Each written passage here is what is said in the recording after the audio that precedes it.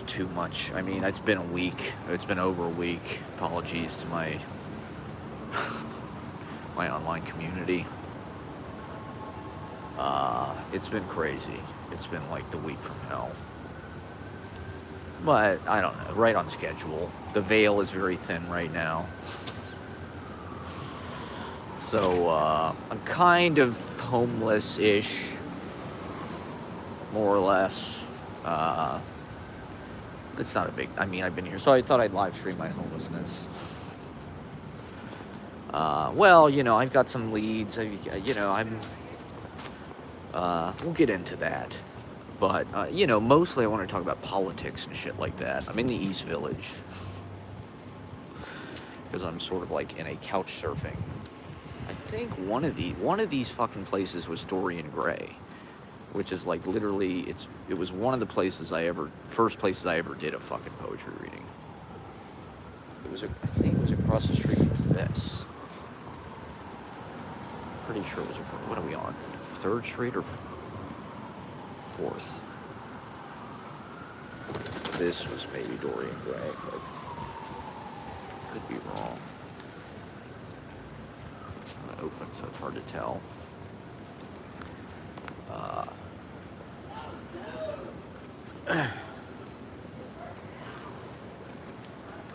The East Village is like almost like a fascist nation of like hot women.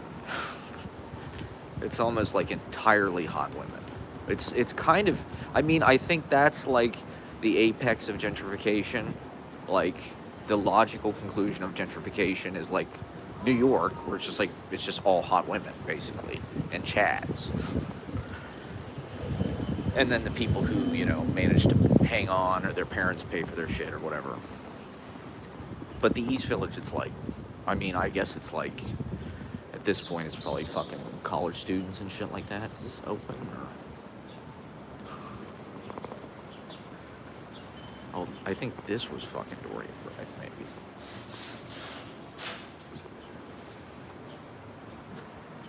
No, that can't be right. I don't think it was this far down the block.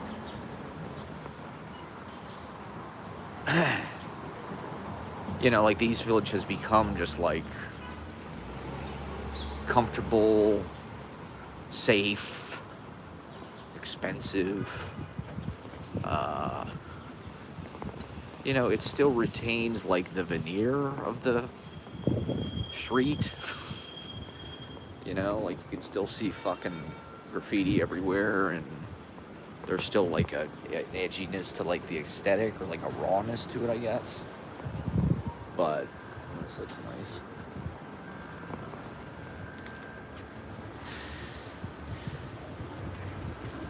Like those paintings.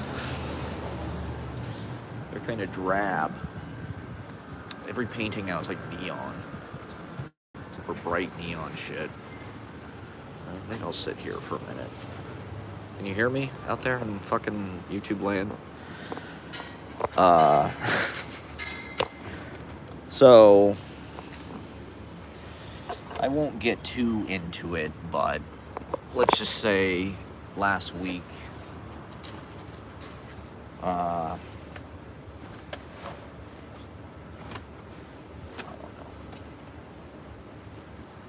Well, I won't talk about any kind of personal shit, but like, I am fine.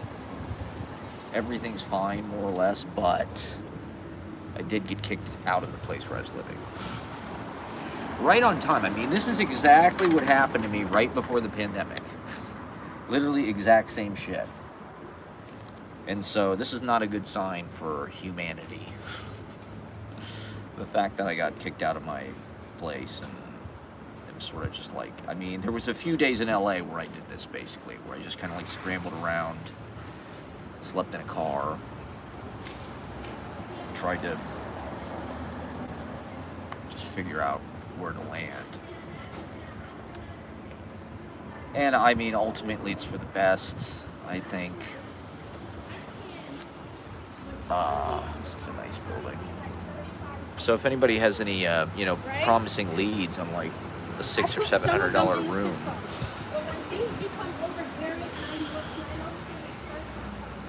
anybody has any promising leads on a $600 or $700 room, I'm all ears. Send them my way.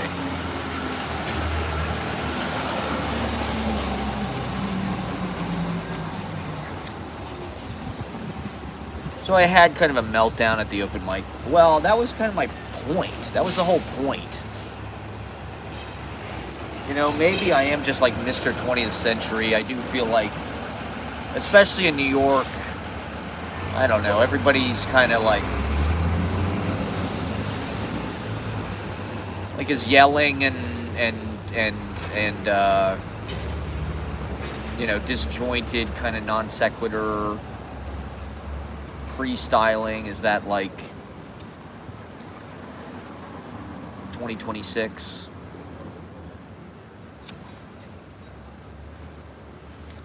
I mean, I think I'm just frustrated by the city's lack of emotiveness. Being from the Midwest, I'm constantly looking for hospitality or something. Kindness from strangers. Effusive response. And it's like hot today. Legitimately like hot outside. Right now. How fucking crazy is that? So if anybody has a place where I can crash, I gotta do this fucking clown show on Saturday.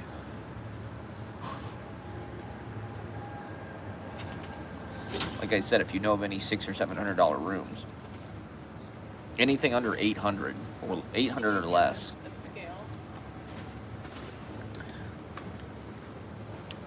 So I don't know, I just had kind of a nervous break, which is what I always do on stage.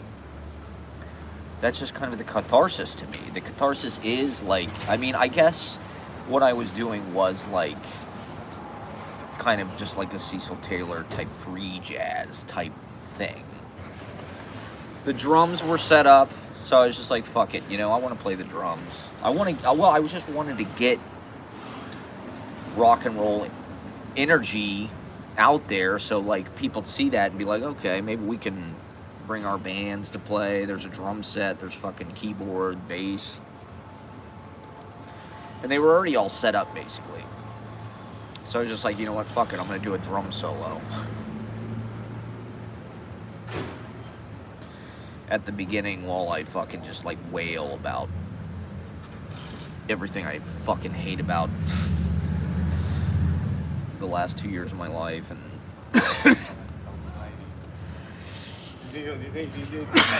the city.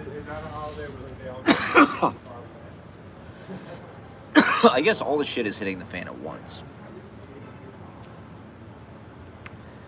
It's not just one crisis, it's like everything astrologically is just going fucking haywire at once.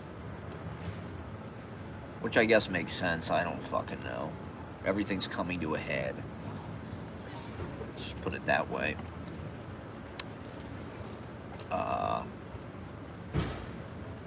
You know, what's gonna happen when Trump tore down this ballroom? Like, didn't he tear down some kind of big fucking, like, bunker for himself? Isn't it? I thought underneath East Wing was, like, where that fucking DEFCON 5 chamber was and shit. Hopefully they should just nuke Washington, D.C. Or Mar-a-Lago. I mean, nuke Mar-a-Lago, please. Not D.C., Mar-a-Lago. Just bomb Mar-a-Lago. Kill. That'll take out probably all of the bad people, frankly. Can we get somebody in Mar-a-Lago with a dirty... you know, terrorists out there. IRGC, if you're listening. And they seem like they're strategic about it. They seem like they're, like, lasered in. I just saw this article. It was, the IRGC just said they're targeting 18 companies. They issued a warning to these companies, and 16 of them are American. It's like Apple, Google, Oracle, Palantir. Most of them are like fucking tech companies. Cisco was on there. I don't know if that's Cisco Services or if that's Cisco fucking something else, but most of it was like HP, Hewlett Packard, Dell. Dell was on the list. Dude, you're getting a Dell. Steve the Dell guy is being targeted by international terrorists, or the IRGC, basically. And I'm like, yeah, this kind of makes sense. Like, I mean, it's not the companies that I expected. I expected it to be more like defense contractors. Like, what about fucking Halliburton? What about fucking, is that shit still around? Apple? You're gonna go after Tim Cook? What about my iPhone? How am I gonna live stream? Iran, just think twice about this before you... Dude, you're getting a Dell. How is Dell relevant in any way? I suppose they make some kind of weapons or something. Some kind of AI fucking weapon or some shit. So 16 of the 18 companies are American. And like, to be honest, I mean, a lot of them probably have headquarters. Meta was one of them. They did use the Meta name. They didn't say Facebook. And, God, this is a busy freeway with all these trucks. They did not say Facebook. They said Meta.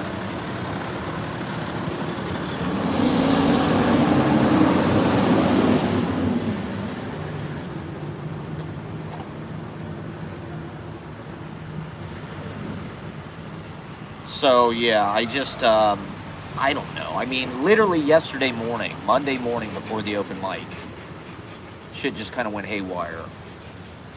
And so, I spent the whole day schlepping my bags.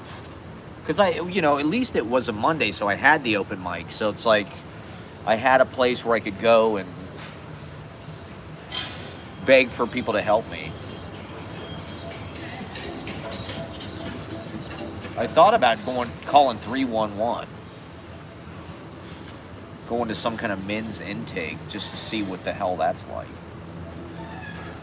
But,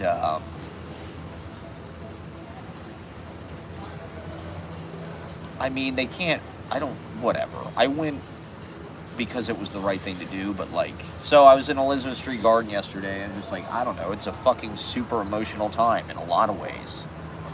I don't even know what the fuck is going on. Is my relationship over? I can't tell. I'm pretty sure, well, I shouldn't say anything on the internet. I'm not going to say anything. But, I'm kind of at a crossroads where it's like, what the fuck do I want to do going forward?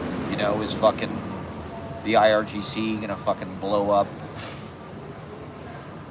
Google headquarters in fucking Chelsea? Are they gonna... Is Mossad? Is Israel? Are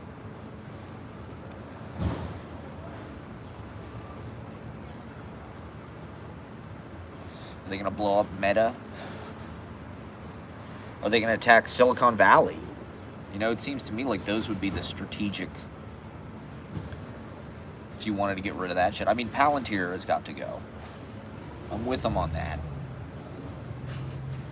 I think it's weird because it does seem like some people are on Iran's side. And I think a lot of people are on Iran's side, actually. Because it's like, the United States picked this fight in a vicious way. Now they're, it's just like a bully in school. They don't actually want to fight. They're just used to people being intimidated. And so when somebody actually fights back, it's like, whoa, shit. It's like somebody hit the bully. Look, they're beating the shit out of Scott Farkas. He is fallible. He is immortal. He's not just some, he's not as tough as he says he is. And that's what people are seeing with America right now. It's like, it's a paper tiger. And we're scrambling to kind of save face or something.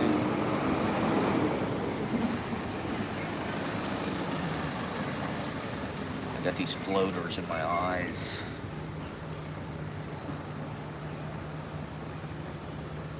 My life is falling apart.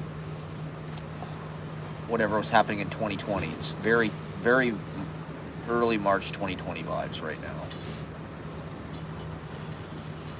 Very early March 2020 vibes. Not good. I mean, they said they could run out of jet fuel in like a month, in 4 weeks. The price of it has like practically doubled, which is great for the people who own jet fuel companies. It's a calculated risk for them. It's like, oh, you know, yeah, this war's going to happen. There's going to be some pain. Short-term pain for long-term gain. That's what they keep saying, right? Every fucking thing that people don't like that Trump... Oh, it's short-term pain for long-term... You know, we just got to do this war really fast, and then we're going to have decades of peace.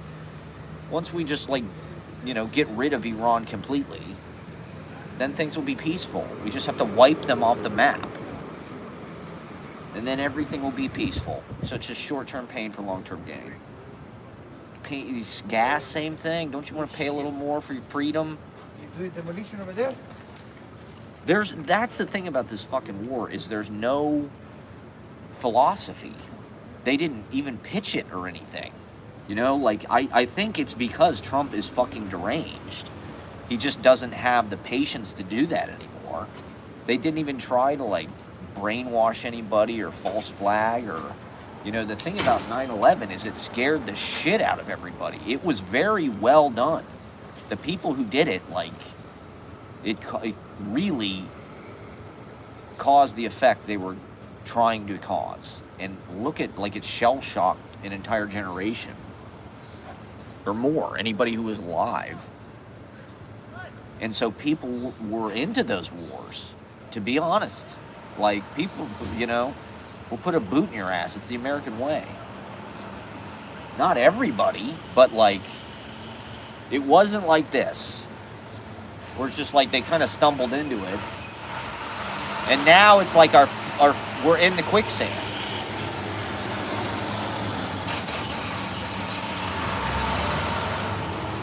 You know, it's like there's not going to be any fucking way out, actually. Iran kind of has us like in a bear hug. They got us in the camel clutch. The Iron Sheik's got Hulk Hogan in the camel clutch. What's Hogan gonna do?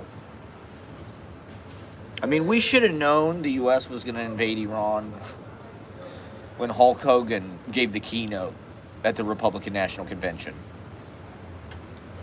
It goes all the way back to '84. Bad blood runs deep. And for some reason, these fucking Reagan people, these Reagan era, you know, Trump, he is such a creature of the 80s. The yuppie Gordon Gekko, you know, President Gekko. God Emperor Gordon Gekko. You know, that movie wasn't exaggerated enough. You know, people have used Trump as like a character in their like lists, like pretty much chronically. You know, like Trump is in American Psycho. Trump is in... I saw this interview with Bob Dylan, and he names all these American... And this was like 2008. The last one he names is Donald Trump. It's like Donald Trump is like this fucking grotesque extreme. And he's an anomaly. He's not just another finance bro.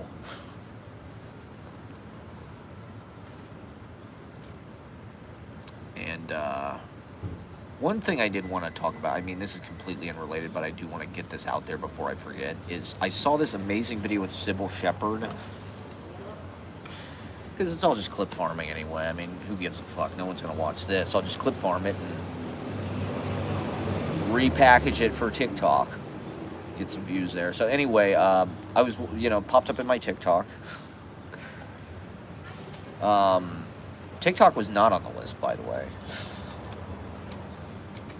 Tesla was, of companies they're going to attack.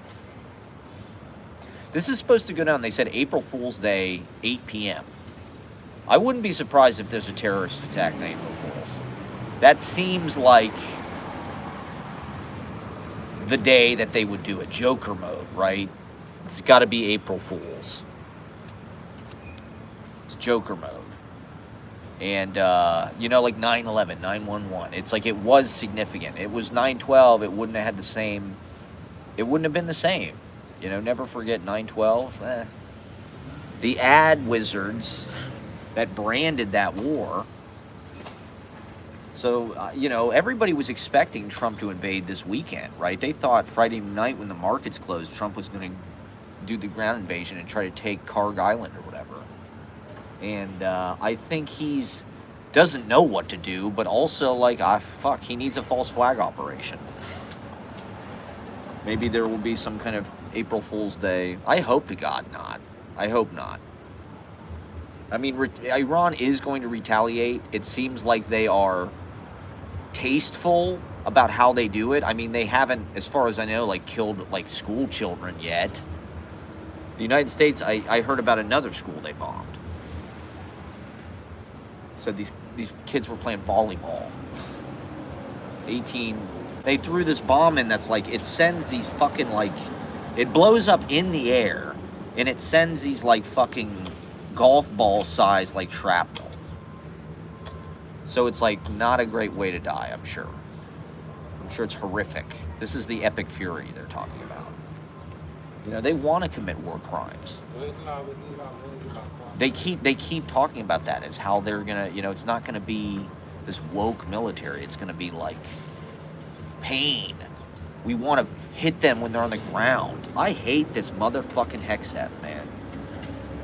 God, I hope some bad shit happens to that guy. I probably shouldn't be saying all this shit on the internet, but I don't give a fuck, man.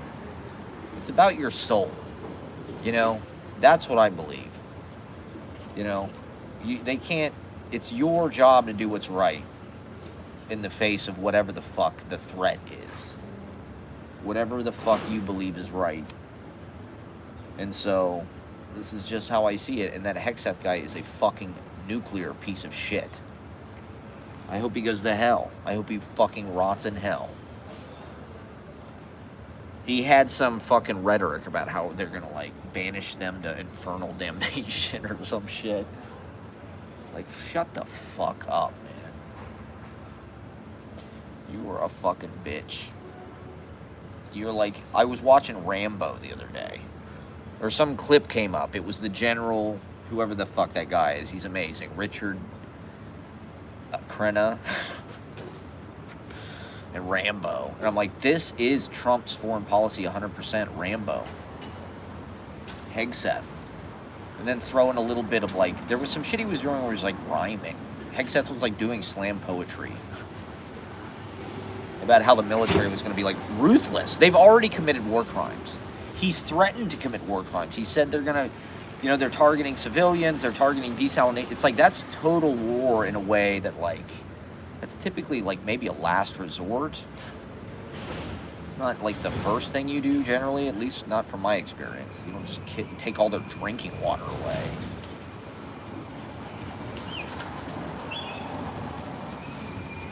It's inhumane. But that's what you get when you have fucking psychopathic, malignant narcissists in the fucking control. We have warned you people. We have warned you people. It's not just Orange Man bad, okay? It's this guy is a fucking, probably the biggest piece of shit who's ever lived. When all is said and done. Donald Trump might be one of the biggest pieces of shit. Probably the biggest. He's the Antichrist. I think it's fair to say that.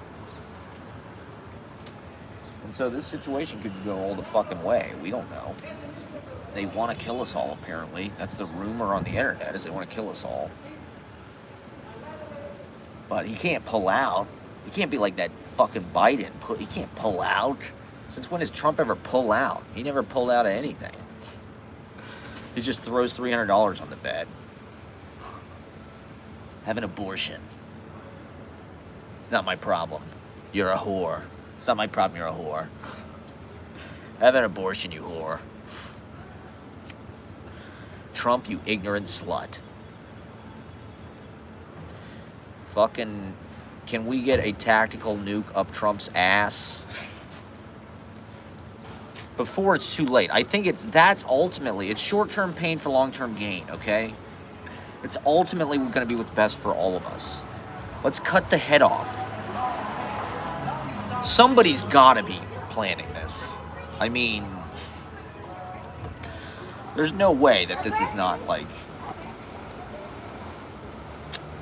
I don't know. So we're at a crossroads. Okay, I wanted to talk about this thing, Sybil Shepherd. Sybil Shepherd. So I was watching this interview, or no, it just popped up in my TikTok. Sybil Shepherd, and I think Sybil Shepherd's underrated. She's in a lot of classic fucking movies. She's in Taxi Driver. She's in Last Picture Show. I think she's in Heartbreak Kid. Like, Sybil Shepherd was like a bad bitch in the 70s. She was like the baddest bitch. All those directors from the 70s like had a fucking thing for Sybil Shepherd. She was fine. She dated Elvis. And so, but she's a good actor. She's got good taste. She's in good stuff. She fucked Bogdanovich. That's not shallow. Nothing against Bogdanovich. I mean, the neckerchief. Come on, he's got that neckerchief swag. So anyway, there's just this thing with Sybil Shepherd. She's talking about a lot of actors that she acts with are trying to hit home runs. You know, they think they want to go up, and they're acting like that. You know, they want to like go for these big moments, and they want to kind of like knock it out of the park. They want to hit home runs. And she's like, but acting is not like that. It's not like baseball. It's more like tennis. It's more like you're hitting the ball back and forth. You know, like as an actor, that's kind of more what you're supposed to be doing. Rather than just like trying to be a badass who just cranks it as far as you fucking can. Every take. Which is, I think that's what I do on stage. I'm trying to hit home runs. I'm taking big swings and whiffing a lot of the time. But that's my philosophy. I'm kind of a John Daly, grip it and rip it. I think that's working class. That's white trash. You have no choice, I think. There's no time for anything but extremes. And just grip it and rip it. And fucking, like Wild Thing. Rick the Wild Thing Vaughn. It's like he's got no control whatsoever. But every once in a while he locks in. He has sex with Corbin Burnsen's wife. With Roger Dorn's wife. And he locks in. Roger Dorn punches him in the face. He locks in. And so, like last night, I think I was definitely trying to hit a home run. As I'm doing it, I'm like, I'm fucking crushing this. And I think for the first 4 or 5 minutes, I think people were enjoying it. I was getting, and then I think it just scared people. You know, I think people were like, a couple people after, it was just weird the way the audience reacted. Because it wasn't like sympathy. You know, it was more sort of like,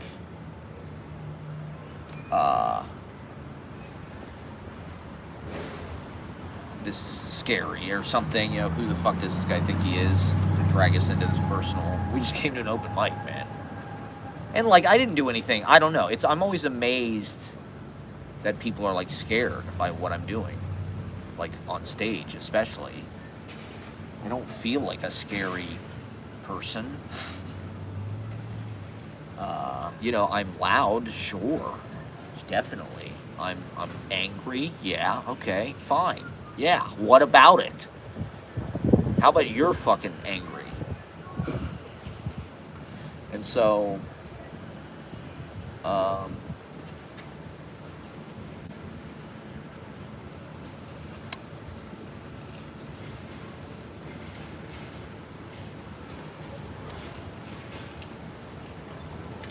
I try to use that on stage. I don't know, for better or for worse. But what I see with the clowns is it's more like tennis.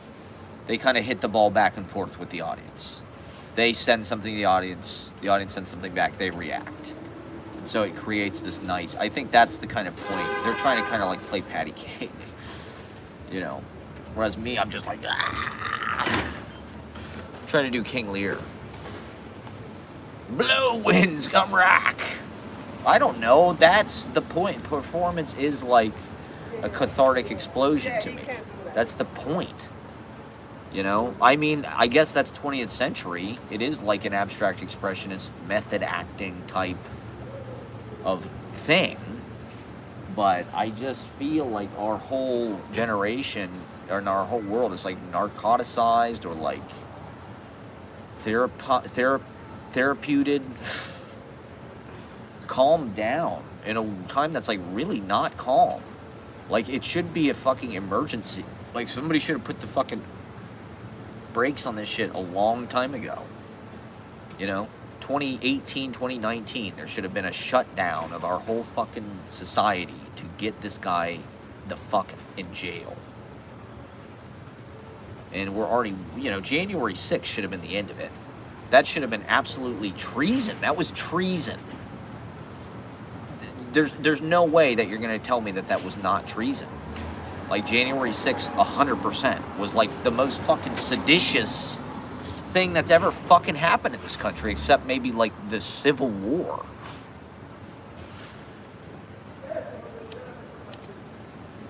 Or Bush getting elected.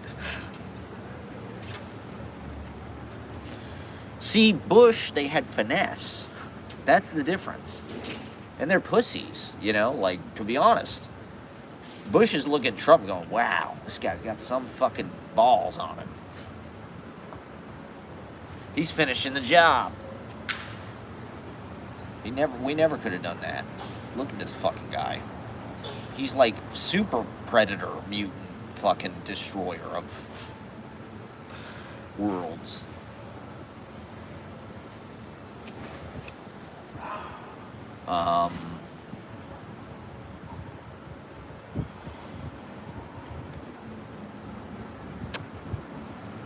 So I don't know. I just wanted to do something real. I just felt I wanted to just give it to these people. I wanted to yell at all about the rich people and the Nepo babies and the fucking children of famous people. And it's tough being broke as hell, poor. And from that kind of background, amongst people who are not from that kind of background, people who have had material abundance their whole lives, they have a different mentality completely. Like, about boundaries, about entitlement, about having their way with whatever the fuck they want to have their way with. You know, they're not plagued by the same kind of basic human need issues. In Maslow's hierarchy, you know, it's like we can't even cover our fucking housing, any of it, at this point. I mean, it's about, the price of everything's about to explode. I don't even know what's going to happen in this country. It could be worse than the Great Depression, to be honest. It's a definite possibility it could be worse than the Great Depression. It could be all of it. You know, it could be a stock market crash. The cost of everything explodes. The dollar becomes totally worthless. That's how you crash something. I mean, in a certain way, Trump is kind of an expert in this. He's an expert in demo jobs. He's an expert in destroying things, dismantling things, making things go out of business, making things dysfunctional. That may have been his whole purpose. He may have been trying to do that. Fuck the casinos. You know, they're bankrupt, so what? What the fuck? He'll just declare bankruptcy and go on to the next thing. So, whoops, I broke it. See, that's a rich person's mentality. Whoops, I broke it. Well, he gets off scot-free for everything his whole fucking life. He's got a building named after him. He's got his name all over all this shit everywhere. He's a total fucking egomaniac. And now the whole world could be fucking extinguished. Trump could make the whole human race go extinct. Just out of fucking spite.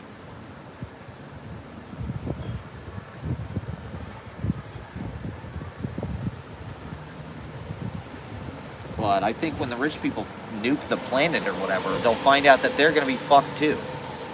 You know, it's not going to be livable for them. They'll be in a bunker or something, but like, that won't be livable.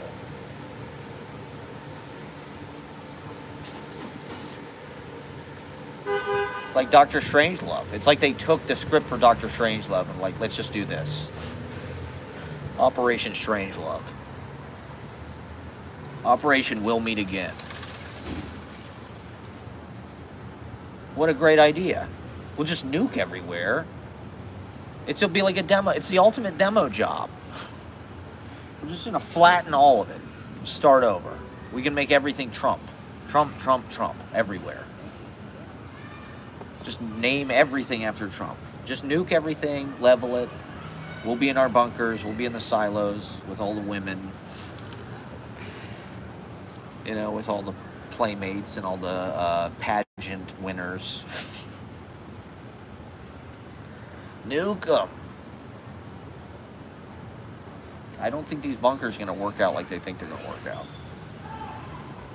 God, I mean, no one is, this no kings thing, I think is a good thing, actually. A lot of people like talk shit about it. It's like, it's a good, you know,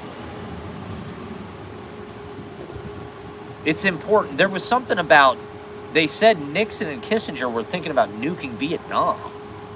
And they didn't do it because of the protests. The protest, I mean, not that it would have any effect on Trump, actually, but the protests do something. Like, for people to say that they're pointless, I don't think is really fair. I think that is like some stupid right-wing talking point. You know, just like a lot of the things that people on the left say are like right-wing talking points. That's how bad the left is at like setting the narrative, is the right wing sets the talking points for both sides. The Democrats are just so weak that, you know, I'm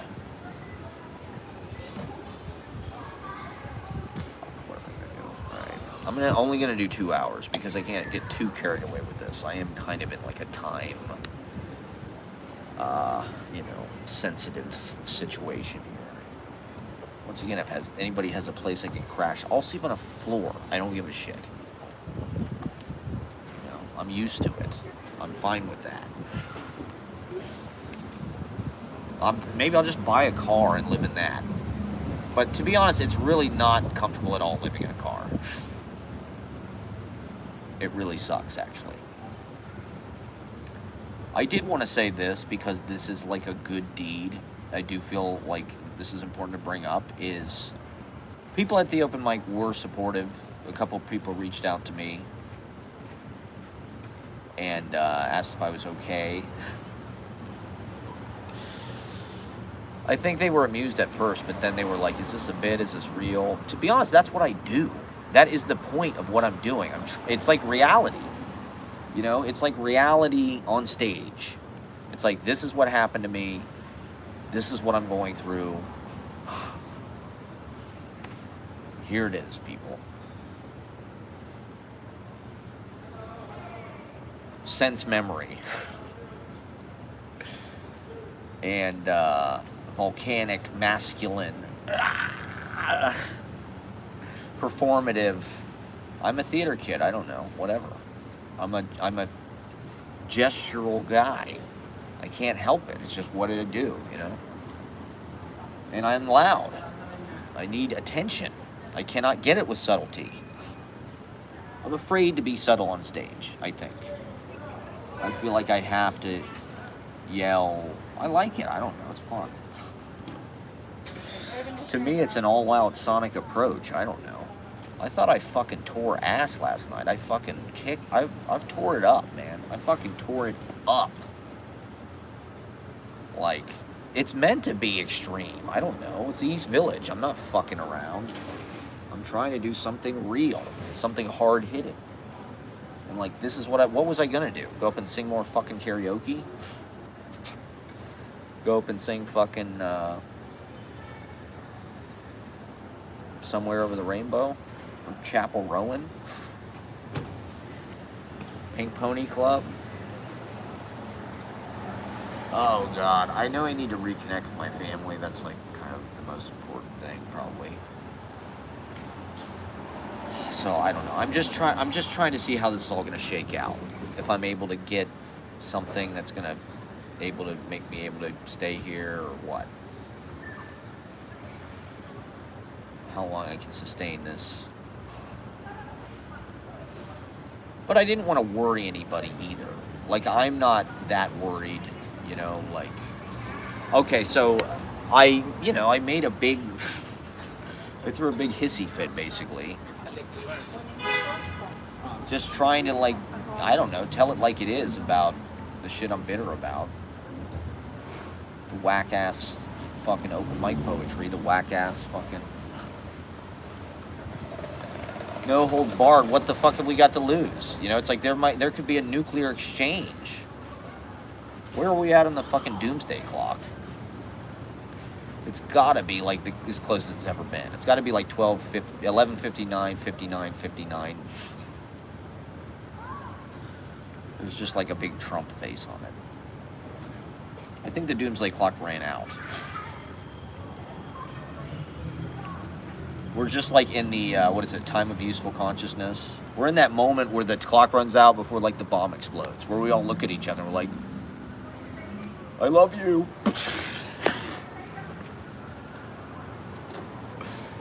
I love you. Bam!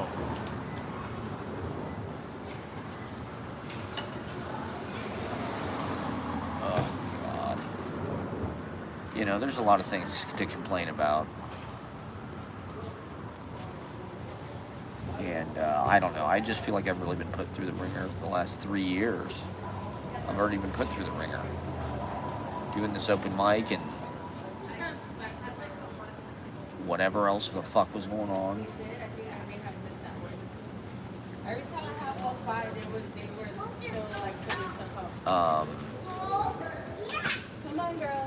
But we got a show to put on. Chris, come on. Yeah. so anyway, I made a big I had a big conniption fit and kind of threw a big baby tantrum on the drums. But this one girl, God bless her heart, God bless her. No one has ever done anything this nice for me in my entire life. It's kind of insane. But I did a lot of my monologue rant was about like rich people and how I hate rich people.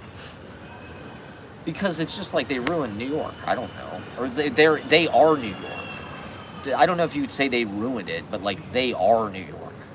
You know, there's still talented people, there's still interesting shit, but it's like, it's rich people, pretty much. Pretty much. And it's like shocking how rich people are. You know, most everybody I've ever known is poor, but then rich people just like, god damn, they have a lot of money. That's how they get it. They steal it from everybody else. Through their bullshit. Through telling themselves they deserve it.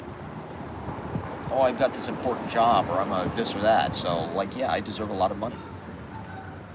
I'm the executive. I'm David Zaslav. Of course I deserve a $900 million fucking severance package or whatever, even though, you know, the entire industry is dying. No one can get a paying job in LA. It's like, there's the problem. Take all of the money that guy got paid and distribute it amongst all of the craftspeople of Hollywood. That's why you don't have an industry. That's completely the problem. Like that guy gets paid $900 million to destroy the business?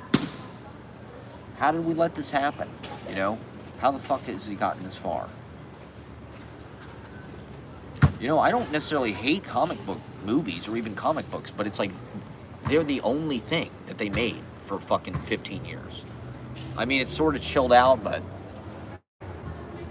it's the same thing. It's like, it's all liquidation. They're liquidizing these assets. They're stealing all the money through like a stock transfer, basically. They're not spending any of it on the, you know, on the product. They just keep it all for themselves. It's a slush.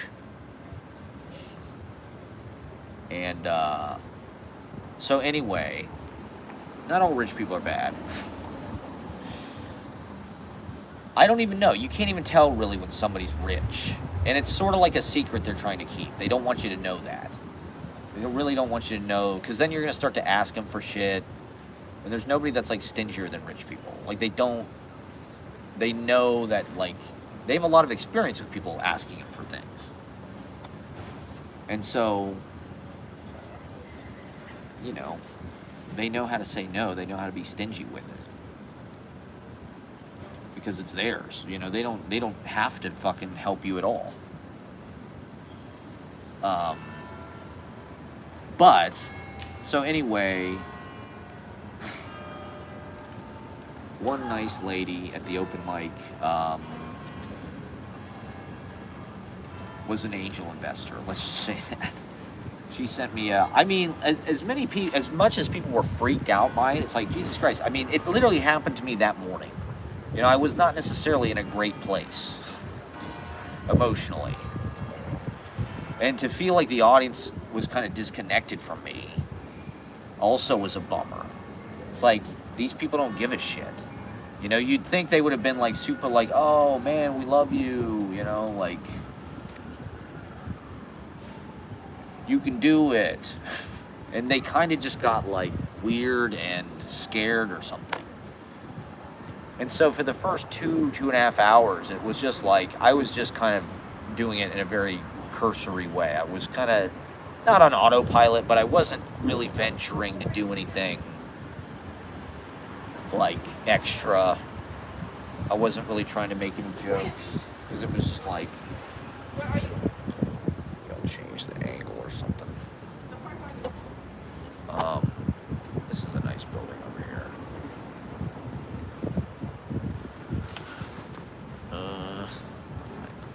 Maybe yes. Okay. Oops. Don't go there. I mean, it sucks having to drag your shit around. At least when I was homeless before, I had a car. God, look at my eyes. Oh my God. Stress. Bad health, sleep deprivation.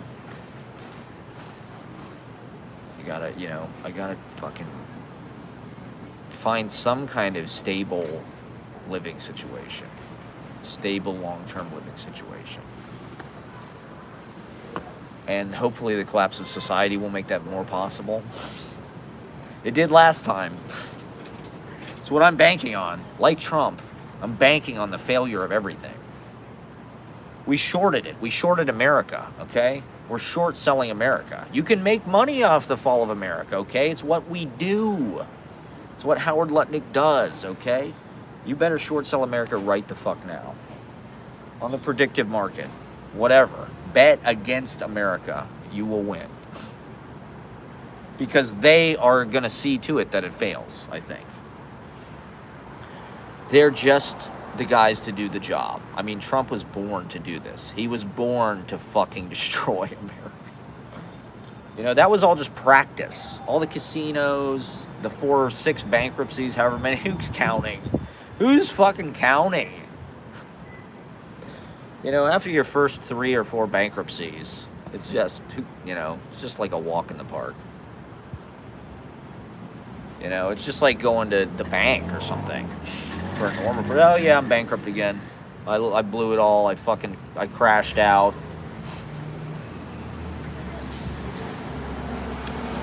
Who's counting?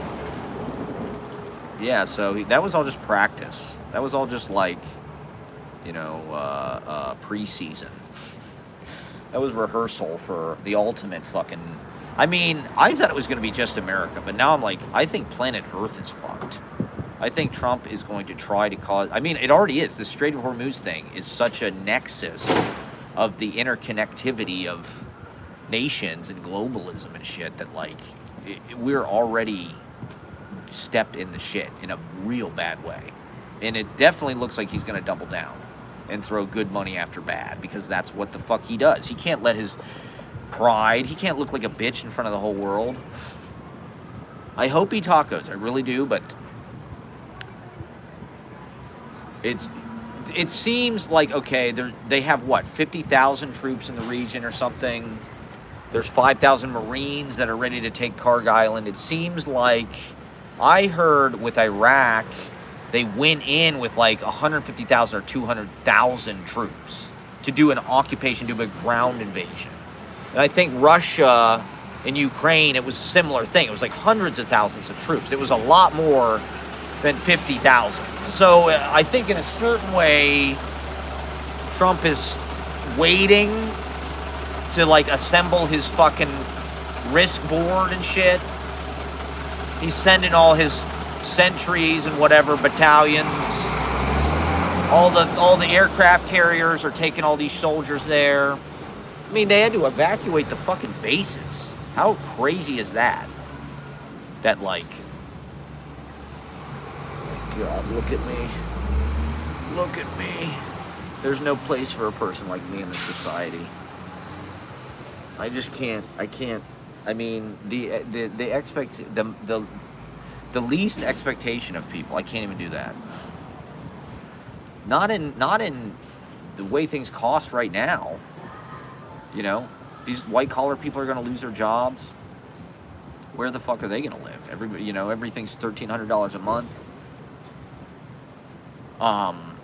So I think he's waiting to accrue his forces, which will take, I think they said it takes 2 weeks or something to get him there.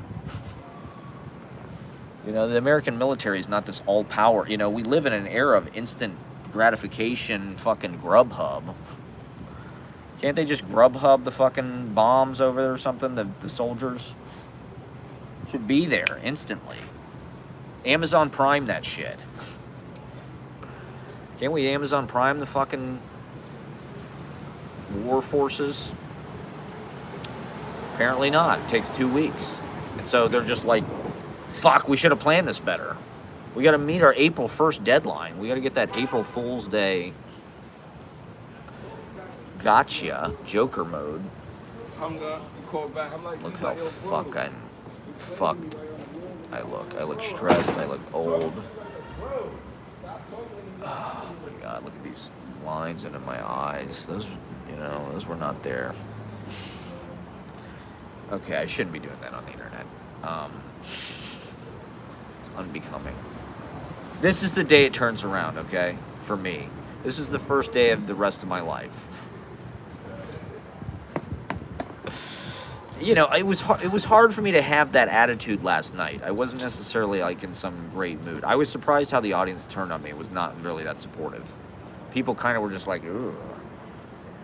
And like, I don't know. I get it. I guess I get it. But I also just think that that's what sucks about life.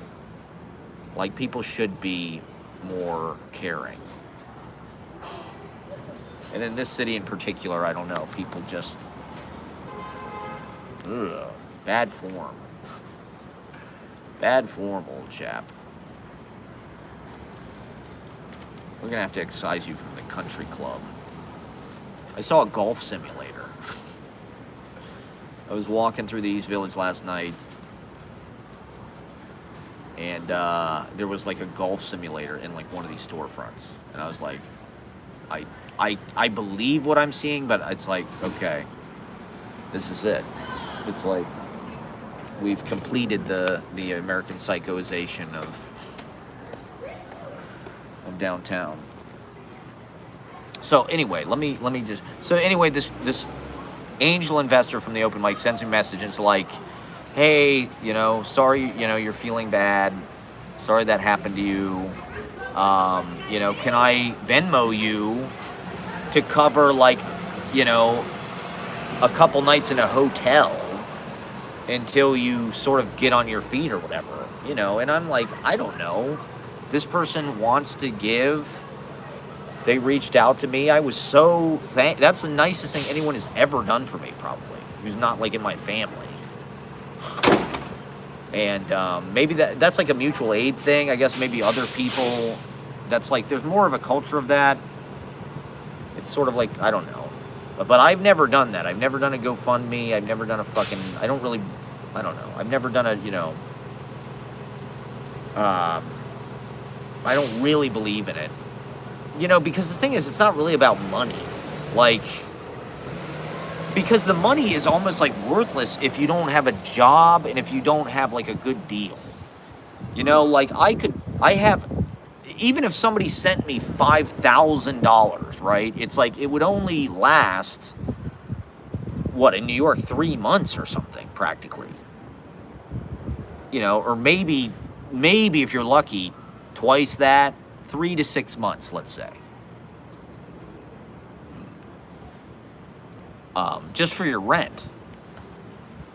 And so it's like, yeah, like, don't get me wrong, I like appreciate that. Please send me money at Shoyish, SHOYISH, Venmo me. And no one is watching this, but hopefully they'll watch it later. I think it's chock full of good takes. I hope I'm like a hot, wrinkled guy.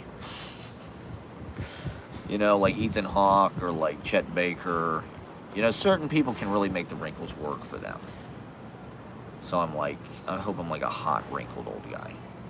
I hope we can be like a hot old guy. I don't know. I'm not sure.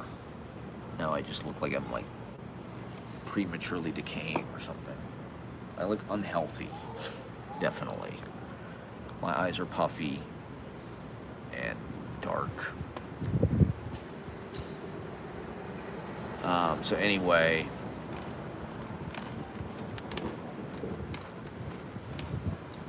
there's two Americas. What the hell was I saying? Oh yeah, so anyway, there's two Americas.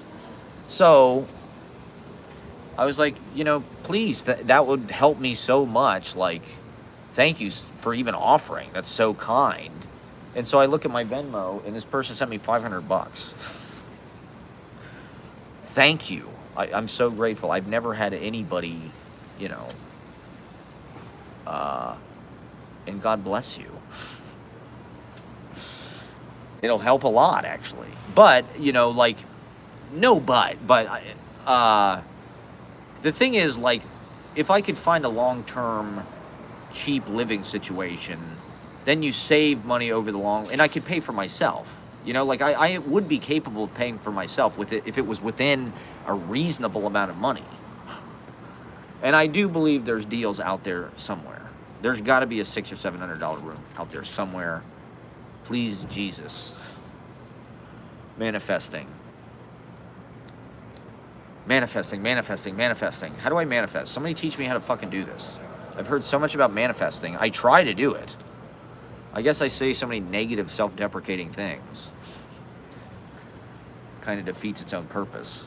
I'm like an anti-manifester. Doing the opposite. I'm manifesting the worst possible. I think I manifested Trump. Because I really started smoking weed in 2014, 15. And that's like right when Trump happened. And I think I manifested it.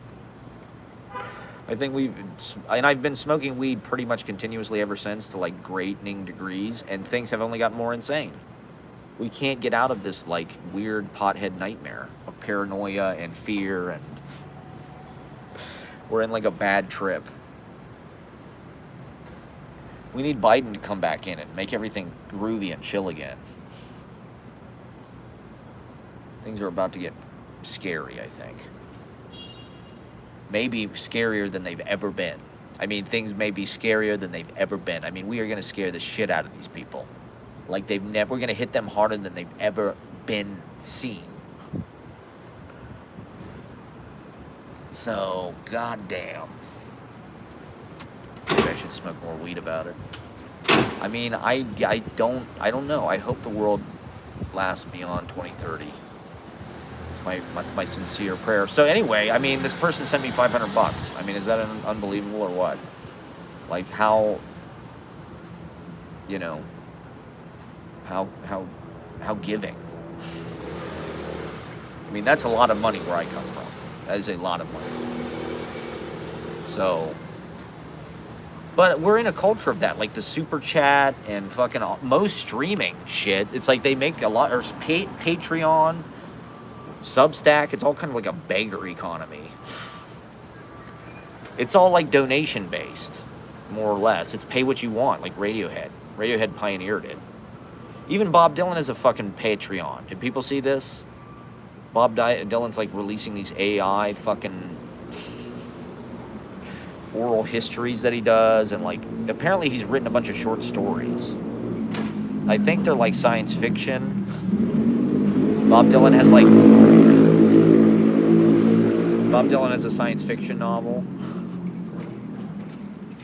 which shouldn't surprise anyone. It should not surprise anyone that Bob Dylan is making AI, like Wild Bill Cody or whatever the fuck it is. That makes perfect sense. If you're Bob Dylan, of course that's what you're going to do. Yes, I did cut my elven sideburns. I just figured it was time. To be honest, I didn't want to feel, and this is sincere, I don't mean this in an anti-Semitic way in any way, but I just didn't, a lot of people thought I was Jewish, and I didn't want to feel like I was trying to pretend like I was Jewish. I didn't want like the guy in Seinfeld who converts for the jokes or whatever. I didn't want people to think that I was trying to get people to think I was Jewish. And to be honest, it was kind of I don't know. I don't know why Jewish people do that, but I did not do it to imitate them. I was trying to create some kind of Legend of Zelda kind of anime, angularity and texture. But I had people walking up to me all the time asking me if I was Jewish, really. And, I was flattered, but, nah. I'm I don't know, maybe I am fucking Jewish. All my friends are Jewish. Lord of the Rings, yeah, I guess I'm probably more like fucking Frodo or some shit. I'm like one of these short fucking piece of shit hobbits. Yeah, well... Oh my god. I mean, I do think there's something to be said. There's a lot of anti-Semitic content on the fucking internet right now. It's kind of nuts. There's this one guy who goes around to Hasidic neighborhoods with a microphone, and he asks them do they have a job? Because, yeah, I guess Legolas has got the cool... Or what's his name? Fucking, what's Orlando Bloom's character? That's who we all wanted to be when we were when those movies... I mean, I saw Lord of the Rings at the midnight fucking screening. That's how big of nerds... I didn't want to go. My brother's fucking birthday party how old was he? In high school. I think he was 16 or 17. We went and saw the first Lord of the Rings movie. How fucking sad is that? I just felt so pathetic. I felt like I am never going to have sex with a woman. This is what we're doing. This is what my brother wants to do for his birthday parties, go to the first Lord of the Rings movie. We will never get laid.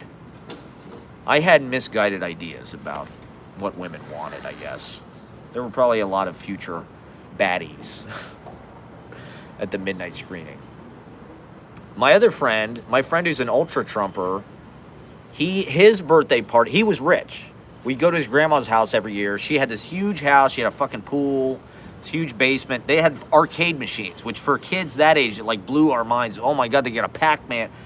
They had a tabletop Pac-Man. I was like, holy shit.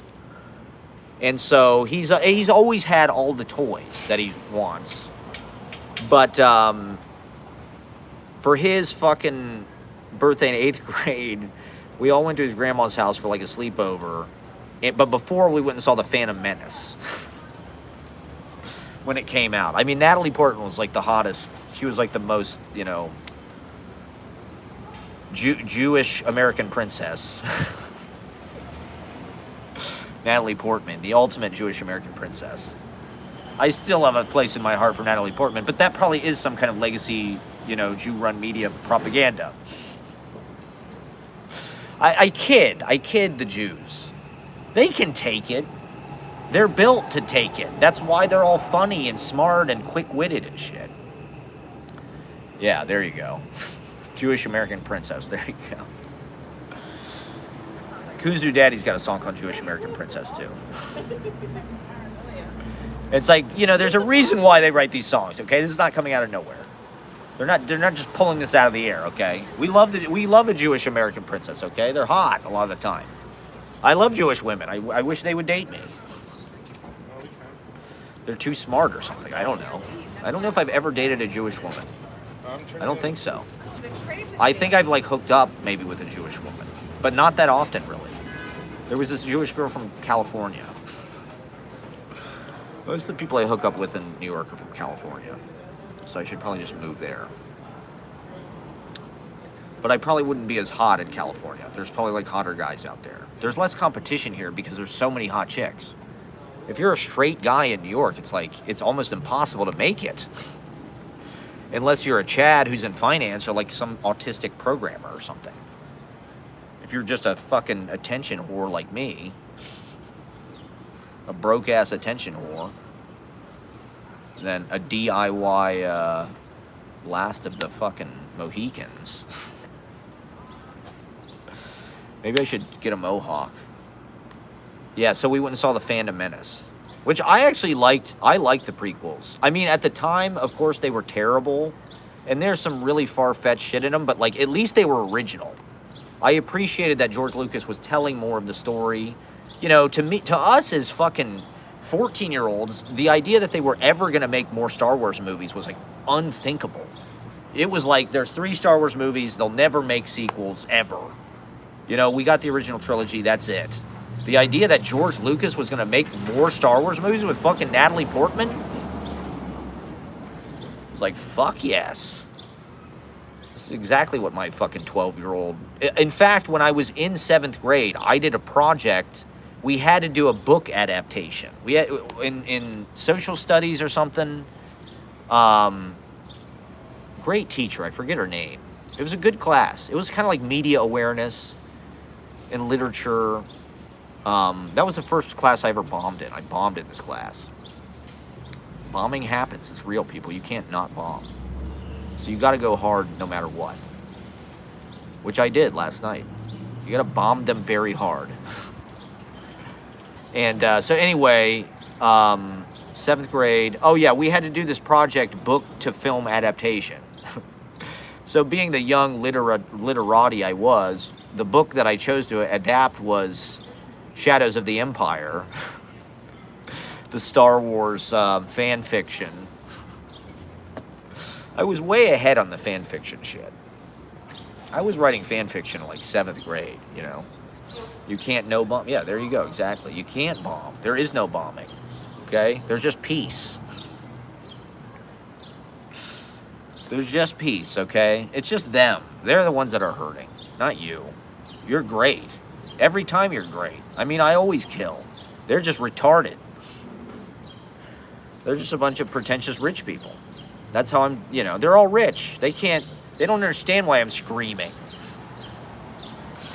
They all have nice apartments. Me, it's like I don't even know where I'm going to sleep.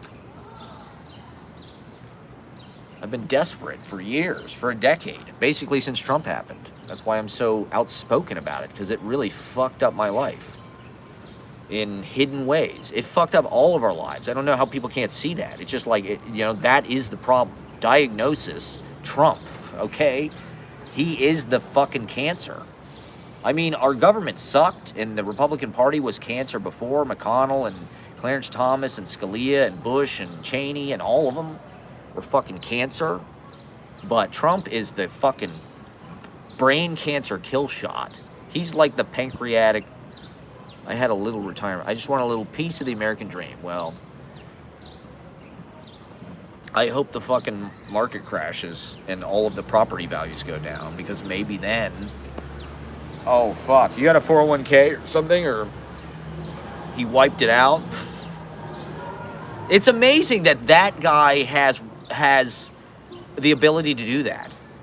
You know, not only is he going to hurt, like, you know, whatever he can do, like, with the laws, but, like, he's personally bankrupting, like, pretty much most people on planet Earth, it seems like. It will get to that point. You know, people, everything I hear about this oil shortage is it's going to be real fucking bad. You know, people might starve. God knows what. The price of everything is going to go. It might end air travel. You know, it might just be the end of fucking air travel. And it's just unbelievable. The president has the ability to affect like these mergers, decide he gets Colbert kicked off the fucking television. Like, are you out of your fucking mind? You lost $7,000 what, in like the last month or something? Jesus Christ, how much was in it? I thought you said there was like $10,000 in it. That's unbelievable to me. Of course. That's a lot of money. You know, to 95% of the people in this country, that's a lot of money. I can count on one hand the number of times I've had $7,000 in my bank account in my life. It's usually, you know, pretty below that. And the cost of everything has gone up, so the money ain't worth what it used to be. For the last 3 weeks, you lost $7,000 just from this fucking war. I gotta believe that that's intentional on their part. You know, like I was looking at this chart of the gas prices and it's like this, and then all of a sudden the war starts and it goes like this. And it's like, this was totally unnecessary. This was completely optional, by the way.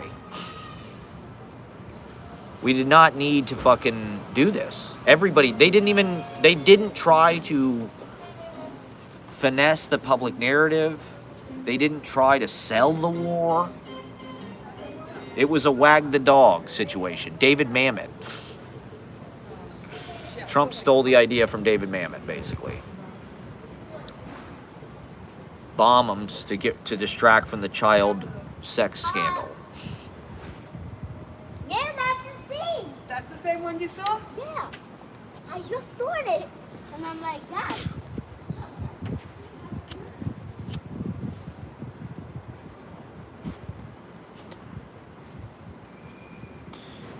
I mean, I hope in heaven the angels and the gods who are watching my live stream will be like, you did the best you could.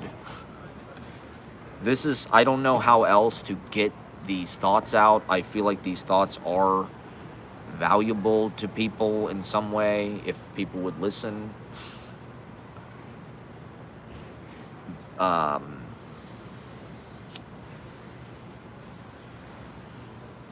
Certainly as valuable as a lot of the jackoffs on the internet with a big audience. Certainly as valuable as Joe Rogan. What does it say that NBC created The Apprentice, Fear Factor? It's like NBC is responsible for this. Rob Schneider.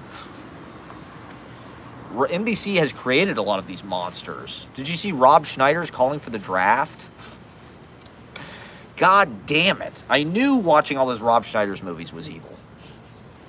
I knew Ashley liking Rob Schneider was like a tremendous red flag. Why does she like Rob Schneider and Bill Maher so much? That's blue MAGA, people. That's not leftist. I'm sorry, but Rob Schneider is not leftist. Okay, I sincerely doubt Rob Schneider is a from river to the sea type of guy. He's probably the opposite. Oh my God, are you serious? You would want to go into the military. You're not, I thought are you over 42? They just extended the age. Now I'm eligible. Wow, damn, I'm sorry, bro. Shit, this is hitting everybody hard. This is a crazy fucking time in like personal ways. I mean, it's just driving everything. 42 is just the Navy. Oh, okay. Well, the Navy is kind of or the Air Force is the best one, right? I think, if you want to be in one of them. The Army is mid-30s. Thank God. So at least I can't be a grunt. I'd like to believe they wouldn't even accept me. I mean, they'd watch my live streams and be like, this guy's a potential liability. I want to be on the... Are you serious? Wow. I want to be on the front lines. Wow. Wow. With just a bayonet. Oh my God. Damn. Well, fuck, dude. I mean, I would take that energy to... I think Iran has been really smart about how they're committing their strikes. They're hitting very tactical things that are important, that matter. It's not just like bomb the whole, just bomb the town. You know, it looks like a fucking plane. Bomb it. Bomb the fucking bunkers. Bomb the school. Bomb the fucking, yeah, bomb that too. Fuck it. Let's see. Trump probably gets a big menu. What do I want to bomb? Huh? Yeah, this looks good. Let me look at the satellite imaging. Did you see they blew up Abbas Kiarostami's house? It's not funny. I'm sorry. That's the most fucked up thing. I think Iran should bomb David Lynch's house. I'm sorry. It's only fair. It's only fair. It's strike for strike, okay? We bomb Abbas Kiarostami. He's dead, of course, but now it's like a museum. Iran has to, I'm sorry. It's, you know, it's asymmetrical warfare, but I think Iran has the right to bomb David Lynch's Hollywood Hills compound. It's a similar kind of like museum to great filmmaking. I mean, that is nuts to me that they bombed Kiarostami's house. That was an accident. Trump's probably like, oh, who the fuck? I hated that taste of cherry. What the fuck was that movie? Yeah, David Lynch's house would survive. It was built for that shit. He's like, fuck you. Bring it on, you Arabs. I voted for Reagan. We've been trying to get you cocksuckers since the 80s. That's why I built this. David Lynch already had an apocalypse bunker. You can't fuck with David Lynch. I'm just kidding. I would not want them to bomb David Lynch. Bomb Spielberg. David Lynch, no, not David Lynch. Bomb Spielberg. Spielberg's the obvious target. Bomb Seth Rogen, for Christ's sake. We're going to take out Hollywood icons. Wouldn't it be great if Iran just, like, solves all our problems? Like, we're going to kill Seth Rogen. We're going to kill all the people who make the Marvel movies. We're going to solve all of America's problems. We're going to kill Jared Diamond, or whatever the fuck that guy's name is. We're going to kill Larry Fink. We're sending targeted drones. We're going to kill Vince McMahon. All the brainwashing, you know, megalomaniac, entrepreneur captains of industry. Kill Elon Musk. I mean, come on, please, please. He's a threat. He's a threat. He needs to go out, I think. We're just kidding. These are jokes, okay? This is the First Amendment, goddammit. I am covered under the First fucking Amendment. And shame on fucking YouTube. Shame on YouTube. I'm pointing the finger for censoring and shadow banning my live streams, okay? We fucking death. What does Osama bin Laden say? The infidels of YouTube. No, I'll never delete it, man. I want my shit to be public. Clip it, share it. I don't give a fuck. If I got arrested, it would probably just make me popular. I want to get arrested for my fucking... Adam S., never heard of him. You meet a lot of people on the internet, okay? Never met him. Never met the guy. Never met the guy. He was some guy in my chat. I don't... Who do I know who's in my chat, okay? I don't know. What do I know from Adam?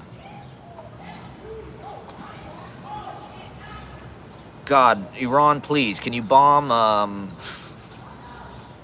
what else would be a good target? Tiger Woods is fucking, I mean, how long, what's the over-under on 10 years with Tiger? Can I put, like, a predictive bet on Tiger Woods, like, not making it to 60?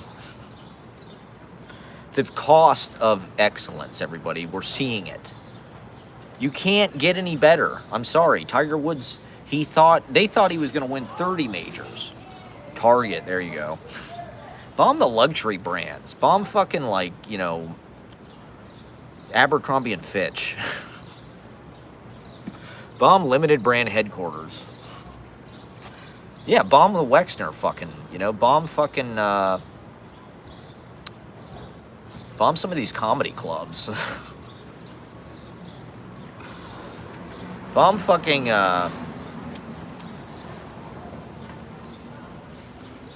Grizzly Bear. Bomb the comedy shop. Those sexist motherfuckers. Those fucking sexual assaulting pieces of shit. Gross. They need to drone strike the comedy shop. we need a liberal occupation of the comedy shop. We need to get the most. I mean, are there even liberal comedians anymore? I feel like all of like alt liberal comedy got like co-opted into like woke comedy, and if you don't do that, it's like this white guy's gonna tell us about politics. You know, that's why I'm in the internet talking to fucking people in not in regular America to some degree, because it's like, if I were to do this at an event here, people would just be like, oh my God, what does this white guy think he is? Like, fuck this guy. Like, we've heard enough of you, you know? And I think to some degree, the wealth inequality and the gentrification bubble of this city has allowed it to preserve this, you know, blanket of woke decorum, where it's like people are still super vigilant about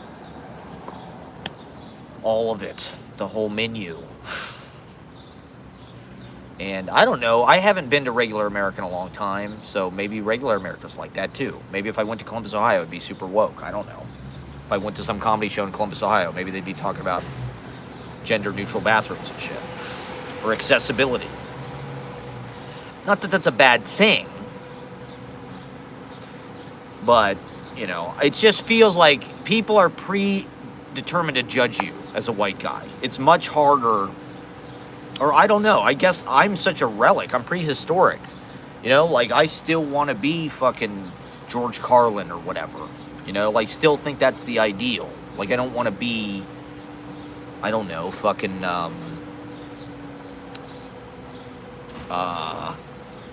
John Mulaney. Whatever. I don't want to be a comedian. I'm not a comedian, but I'm just saying, like, as a form, that is,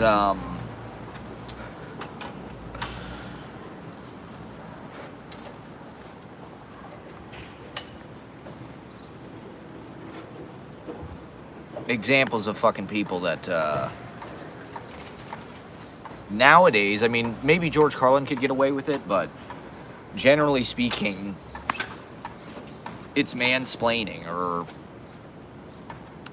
you know, just this white guy's doing this thing that white guys always do. He's playing free jazz. He's, you know, you don't want to be John Goblikin.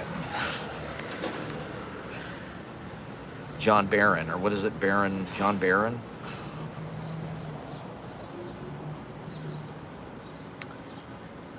But then, you know, there's a whole faction of people within that bubble that are like ultimate reactionary, kind of like trying to trample all those, troll all of that. I was reading this book, Silly Boy, by this guy Peter Vack. It was in a place I was staying, and it was on the shelf, so I just started, because I've heard of it. I rarely get access to this kind of shit. You know, you hear about it, but it's like, I can't afford to buy this book. They're not going to have it at a fucking library. It's like, where the fuck am I going to read it, you know? And so I just pulled it down to just sort of skim through it and just see what it was about. It was not bad. It was, you know, it has elements of that kind of reactionary white people victim status thing. But I don't know. This Peter Vack guy, he's kind of like he's an actor. He's been sort of successful. I think he's been on TV shows. I think he's tall. He's super handsome. He's been in movies and shit, like art movies. I think he dated one of these chicks from Red Scare. I'm not really sure. I don't know that much about him, but he's like a downtown celebrity, Peter Vack. And so I think he has a couple books. I watched a poetry reading he did from Sovereign House, online. It was on the Angelicism YouTube account, which I think they took down. The whole Angelicism shit used to be on YouTube, but I think they took it down. I don't know if people outside New York even know what the fuck this is. But it's like weird art world, right-wing-ish. I don't know. It's just like there's all these people downtown that are sort of like accelerationists, or I don't even know. They get attention. They're white people who feel pissed off about wokeness. And so they've created this literature of sort of like weaponizing bad taste and you know, racism, you know, sexual assault, just basically trampling all of the shit that you're supposed to be careful about because of wokeness. And it dovetails with all of the Trump shit, you know. It's in fact, it's probably funded by them. Guys like Clavicular, he was at some fashion show down here recently. He's a fucking live streamer. They're all part of kind of a continuum. Red Scare, Clavicular, Tim Dillon, the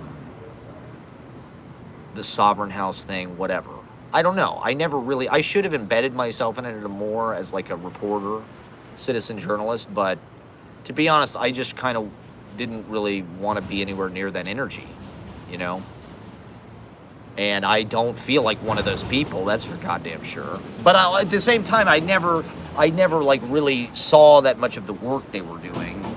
And everything downtown, it's like, who's that guy, that Dean Kissick and Dean Kissick's girlfriend? She was one of the Angelicism.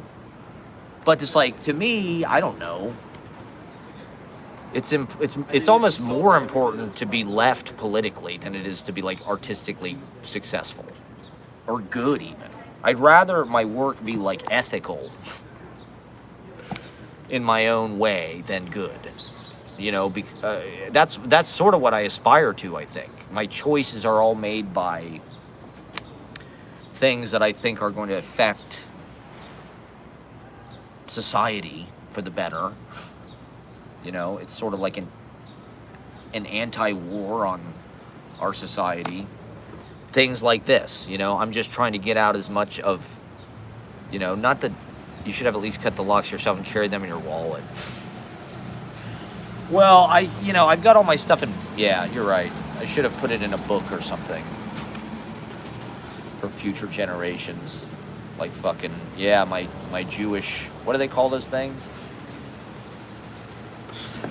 We think he wants people to confuse him for a Jew with that haircut. He's trying to get Jewish credibility. He's Catholic. Who does he think he is? He's trying to steal our swag. My dad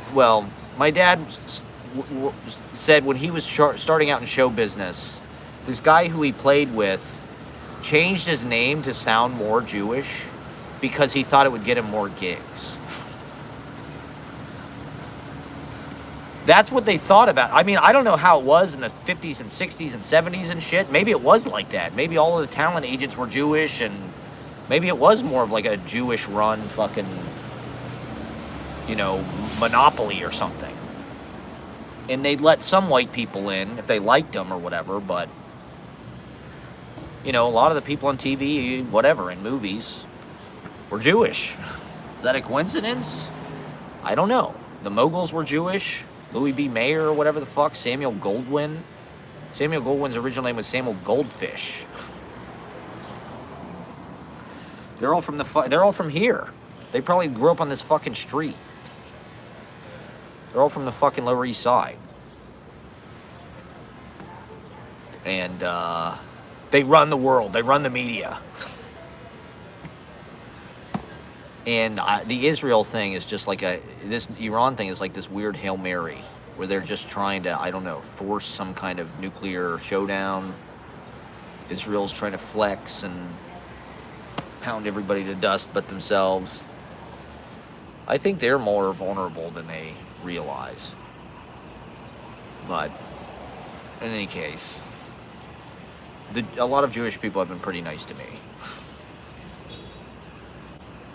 So I'm not really like, you know, I'm not anti-Semitic, but the Zionist thing is, Israel fucking sucks. Israel has got to fucking go. I'm sorry. It's got to be reduced. And who cares? Who the fuck cares? Why do they care? They really want to go there and get bombed and shit? Like, fuck no. There's nothing chill about that. Give it up. Who cares? Give it up. Fuck the scripture. Fuck the Torah. I'm sorry. It's a fucking 5,000-year-old book. Like, give it up. It's old. It's a bunch of lies. Bill Maher's like the most atheist person, and he's all about this holy war. He wants to kill those Muslims. He thinks they're like an oppressive regime, and I guess they are, but it's not our job to regime change. I mean, that was one of Trump's main campaign platforms. There was going to be no, foreign war for regime change. Meanwhile, what, has there been a couple of regime changes so far in the presidency? Or like 1 for 2 on regime changes? We bricked out on this regime change, so now what? I think, what was it? Remember when Trump, let Putin slaughter the Kurds? I don't know what the fuck that meant, but I remember it being a big deal at the time. I think it was 2017 or 2018. It was sort of early on in Trump's presidency, and there was some kind of NATO protection. I think the Kurds are some kind of Muslims or something in Turkey. I don't fucking know. I've never been there. I've never really met that many people from there. And I consider myself a pretty educated person, but I'd love to know more.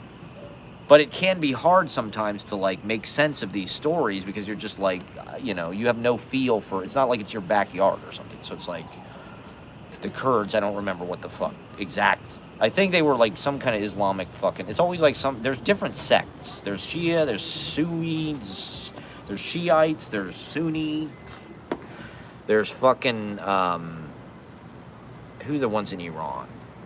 Houthis or something? Who the fuck knows? There's ISIS, there's the Taliban. What's the equivalent here? Proud Boys? What is the equivalent?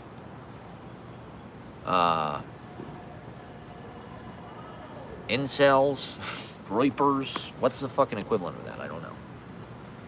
Presbyterians? We're generally not as hardcore about it doesn't seem like. I mean, that might be propaganda. That might just be brainwashing.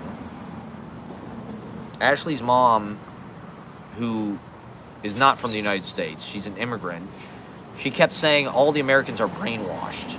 They have brainwashing. It's she's got a perspective on this. She's lived a lot of her life in other places. She comes from a country that's not really that like America, probably. I don't know. I've never been there. So she can see it with fresh eyes, and she sees everybody fucking here is brainwashed. It's makes sense to me. That's kind of why I moved to New York, because I thought you could get away from it a little bit here. But you're still in the fish tank. It's hard to tell. It's hard to tell what the brainwashing is. The only time I've ever been out of the country when I went to France, I really did feel that. I felt like America was this crazy, disorganized, violent, loud. Everything is just much more peaceful there, calm, clean. People are more kind of it's just New York is fucking loud. It's grungy.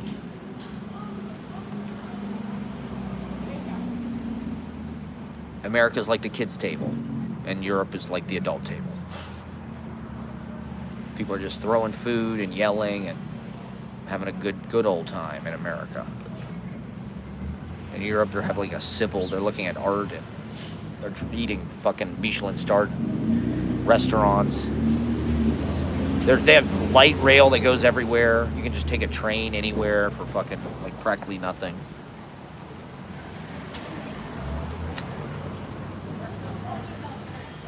And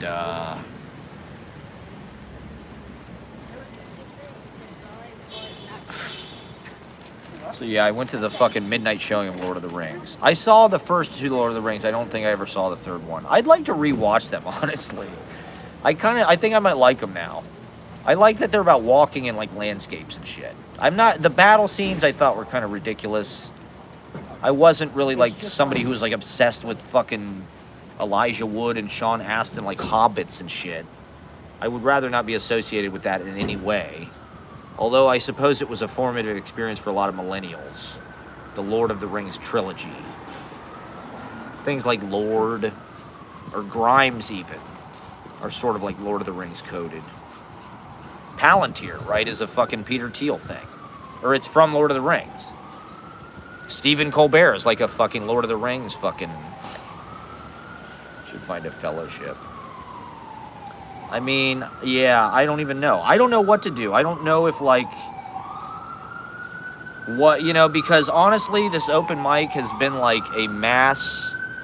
It's just like, if I wanted to ruin my reputation with every single fucking performer in New York City, like, this would be the best way to do it. Host an open mic where, like, you meet everybody.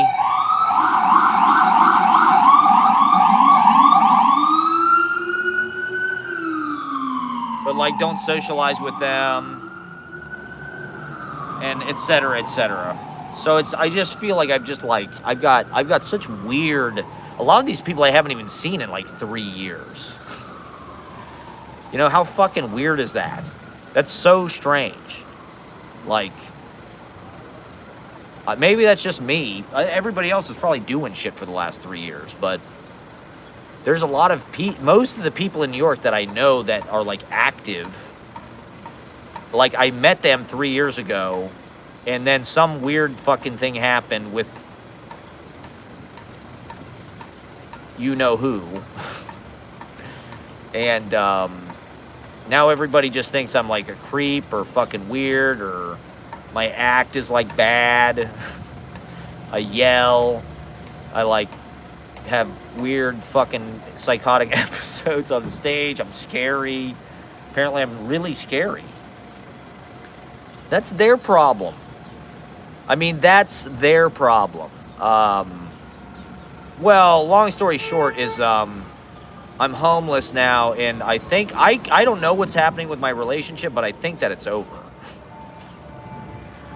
There was no kind of definitive conversation. I can't really go into details about it because I don't want to, like, you know, divulge in it. Yeah, I don't want to divulge any information that, like, might be sensitive, but let me just say,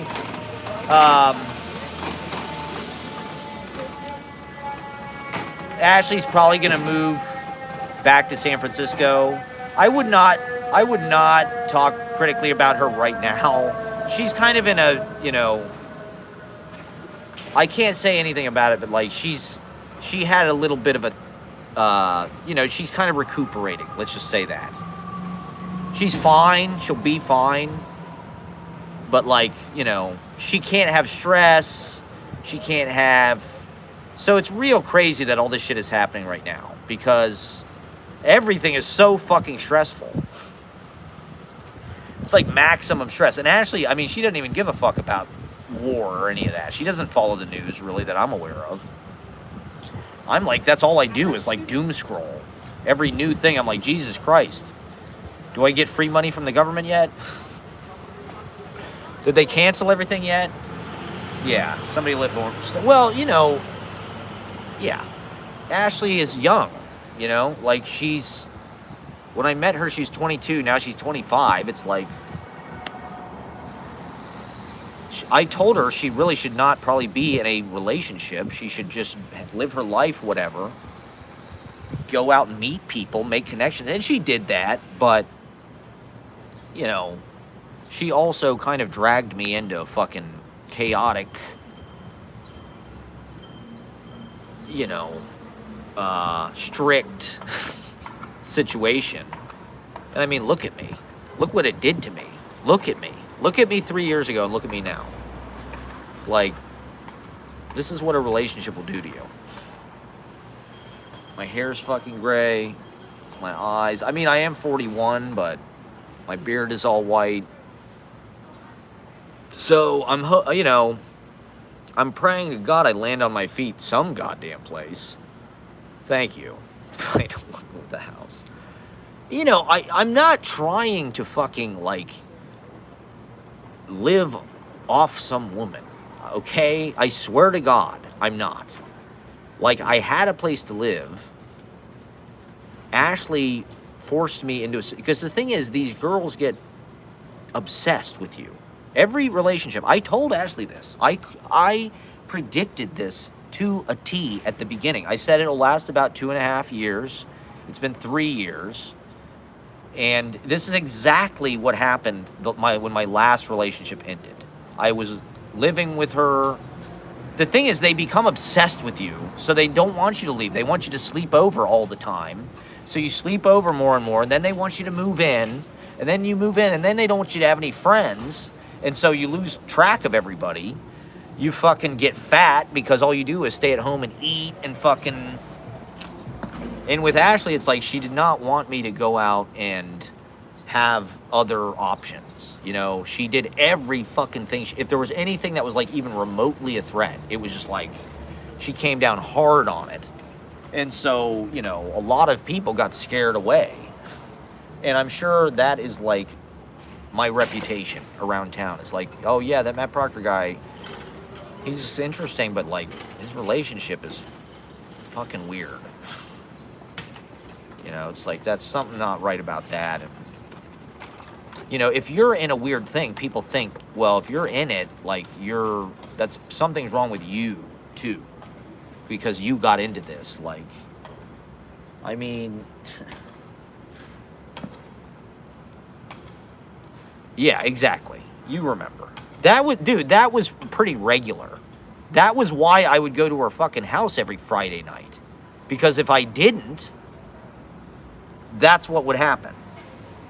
And like, I guess I could have tried harder to just like barricade her out.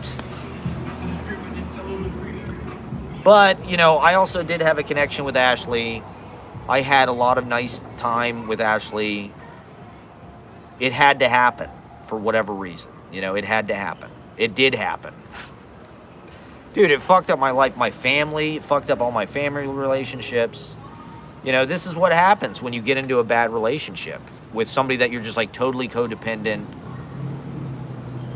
And, yeah, I mean, she was young. That was also not good. It was like an age gap thing, which I'm not seeking out 22-year-olds to date. But now that I've done it, it's like maybe these are the only girls that will date me. It's like, I knew when Ashley hit 25 or something. That was the joke on the internet, is their frontal lobe develops. And they suddenly go, wait a minute, this guy's not as cool as I thought he was when I was 22. You know, when you're 22, open mic host, pretty cool. When you're 25 and you've got a book and a master's degree and an apartment and a job, and your boyfriend's an open mic host, not so cool. You're starting to wake up. And she met some guy that she was like into. They were writing each other emails. So I saw the writing on the wall. It's exactly, the same shit happens every time, okay? Around 2.5 years in, something happens chemically, and it just stops. Whatever their obsession with you is, just stops. And, you know, there are ways to prolong it if you really care. To me, it was like, I didn't really ever want to be in this relationship. It was kind of forced on me. And like I said, we had nice times. I'm glad I got to spend time with Ashley, and I hope she's going to be my friend. Or whatever. I don't even know what the fuck's going to happen, but, you know, she's an important person to me, and like we do have a connection. Whatever. A deep connection. I'm doomed in that way. I've got bad astrology. I don't know why. But I have to be on the forefront of like sadomasochism, torturing myself for the future, to show the future. Well, I totally think that she has clear punctuation on this time. You know, she was sort of going through where she's like, had this job, and maybe she would try to get a job in New York and stay. You know, she didn't really know exactly what she wanted to do, but now it's like pretty clear. It's like she's got to move back home, and I think that'll be great, actually. At least for a couple years or a year or something. Just sort of like, you know, she's got a master's degree, she's got a book out. New York is a fucking tough place, and particularly now, it's a tough place to find any kind of long-term situation if you're not rich. This is why I hate rich people so much, because it's an unfair playing field. You know, they have all of the convenience. They live in nice neighborhoods. They eat nice food. They take Ubers everywhere. I don't have any of that. I've got to live way the fuck in the middle of nowhere with some strange person, or I got to take advantage of somebody in a way I don't want to do. I don't want to do that. You know, if I could pay $600 or $700 to live alone, I would fucking do it. But when somebody drags you into a situation where you can't, like literally until Ashley got that job at the New York Public Library in October, she would not leave me alone. So it was like I got very few breaks. You know, it was like a couple times a year she'd go out of town. I was like, Jesus Christ, I finally have a break. And so it was like I couldn't really rebuild my life. You know, I came back from the pandemic. I should have spent those 2 years in the apartment building my life, but I was afraid of the virus. And so I really only started to rebuild my life. Yeah, everybody knew it was a fucking bad situation. Everybody could see that. Everybody. The thing that sucks about that is like nobody like helps you. You know, I'm not like some battered housewife or something where it's like obvious to everybody that like, hey, this person's like a victim. It's just like, hey, you fucking didn't have strong enough boundaries.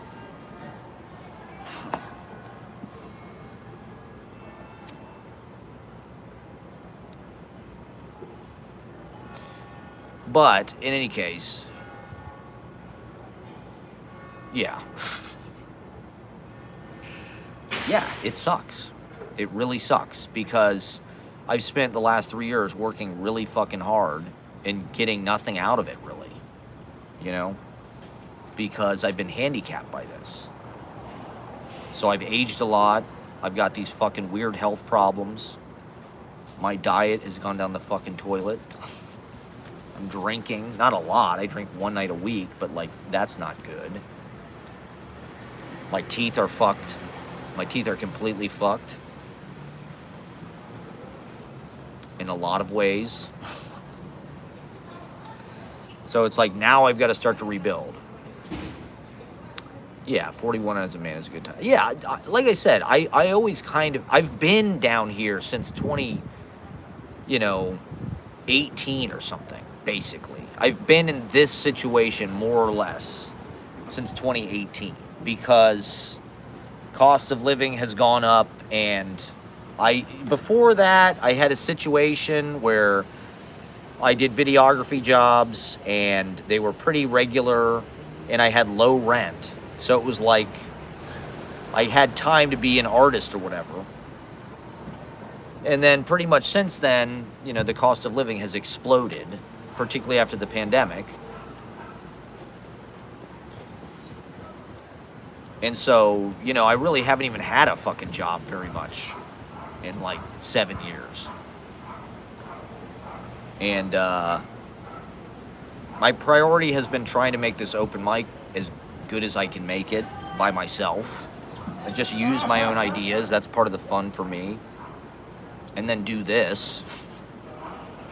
Because it's just the easiest way to just actually do what I want to do without fucking an audience being a bunch of fucking assholes about it.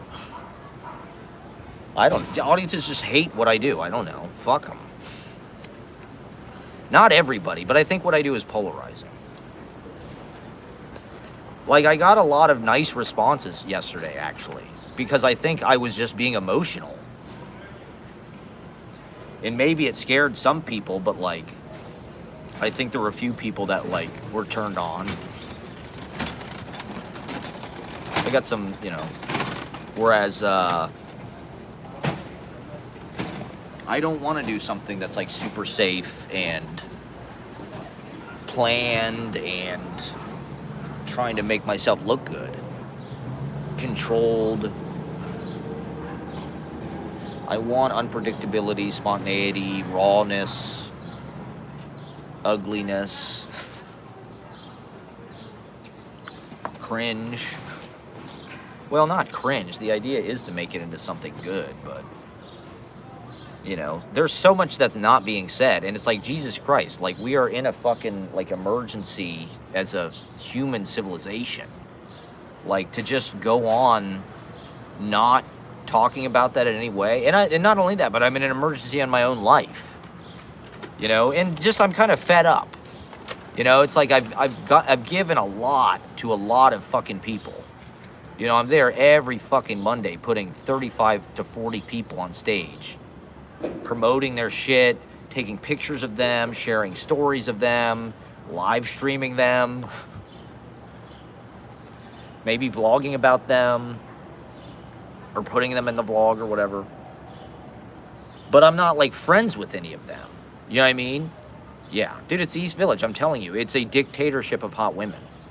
That's what's kind of disgusting about it. It's the climax of gentrification is when it's just like it's all of the hot women from all over the world live in the East Village, because it's like the de facto.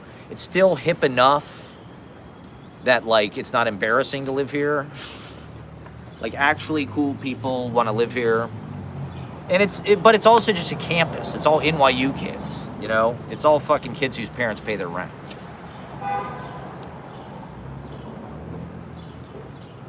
And so, you know, it's all, like a lot of the people who come to the open mic, it's like they're 21 to 25 or something. They're just getting out of college. Pacific Northwest girls are cold. Damn. Well, I mean, to be honest, like, in New York, that is the one thing that, like, if you're a single man, like, you have to live here, to be honest, just to make it fair. Dude, it's so hard, like, to get, like, a hot chick in most of the country, probably. Maybe California, it's not that hard. You know, maybe LA. I could probably do pretty good in LA, I think. I always did good in LA. But, you know, some places it's like, Jesus Christ, if I walk into a bar in Columbus, Ohio, first of all, most of the women are fat. Not that I'm against that. You know, that can be sexy too. That's not a deal breaker for me. But, you know, most of the dudes are like 6'2", corn-fed, like they're pretty good-looking guys. At least that was a lot of the impression that I had. If I walk into a bar in Columbus, Ohio, yeah, my buddy, a couple of poet people I know work in hotels. And, you know, now that the minimum wage is $20 an hour or $30 an hour, like, I would get a job. You know, the thing is, it sucks working a job when you make $7.50 an hour. But, you know, if I could do Ashley's job, Ashley worked 16 hours a week. I think she got paid $20 an hour or a little more than that. She got a little bit of paid time off. She worked at the fucking New York Public Library. It's like, I would do that job in a heartbeat. I'd love to have some job like, you know, teaching children video shit or something. Teaching children like how to write and make poetry videos. Teach a live streaming class. Maybe I could have like a kids open mic. Dude, that would be fucking hilarious. I think that needs to happen. There needs to be like is there like a kids open mic? And I don't mean this I think one of the worst aspects of the modern era is like any kind of relation between an adult and a child is now looked on as like automatically some kind of like suspect, creepy thing. It's like kids and adults should interact.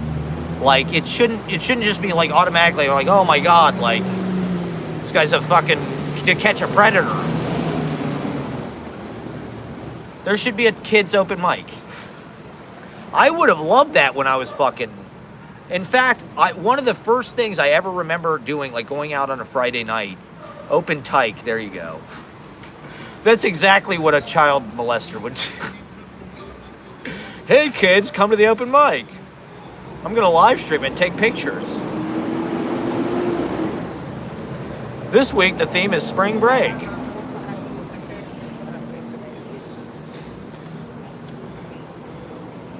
No, of course not. Of course we're never gonna do that. Maybe I could have like a class for how to start an open mic for children. Kids, start your own open mic. How to publish a zine. Here's like the whole poetry empire. How to create your own poetry empire, okay? Live streaming, readings, live events, touring, Publishing, self-publishing, zines, sending shit out to magazines, open mics, starting a reading, starting a series, doing poetry videography, making poetry videos, creating poetry communes, creating poetry, mail art. You know what it wouldn't be about? It wouldn't be about teaching poetry in a fucking university.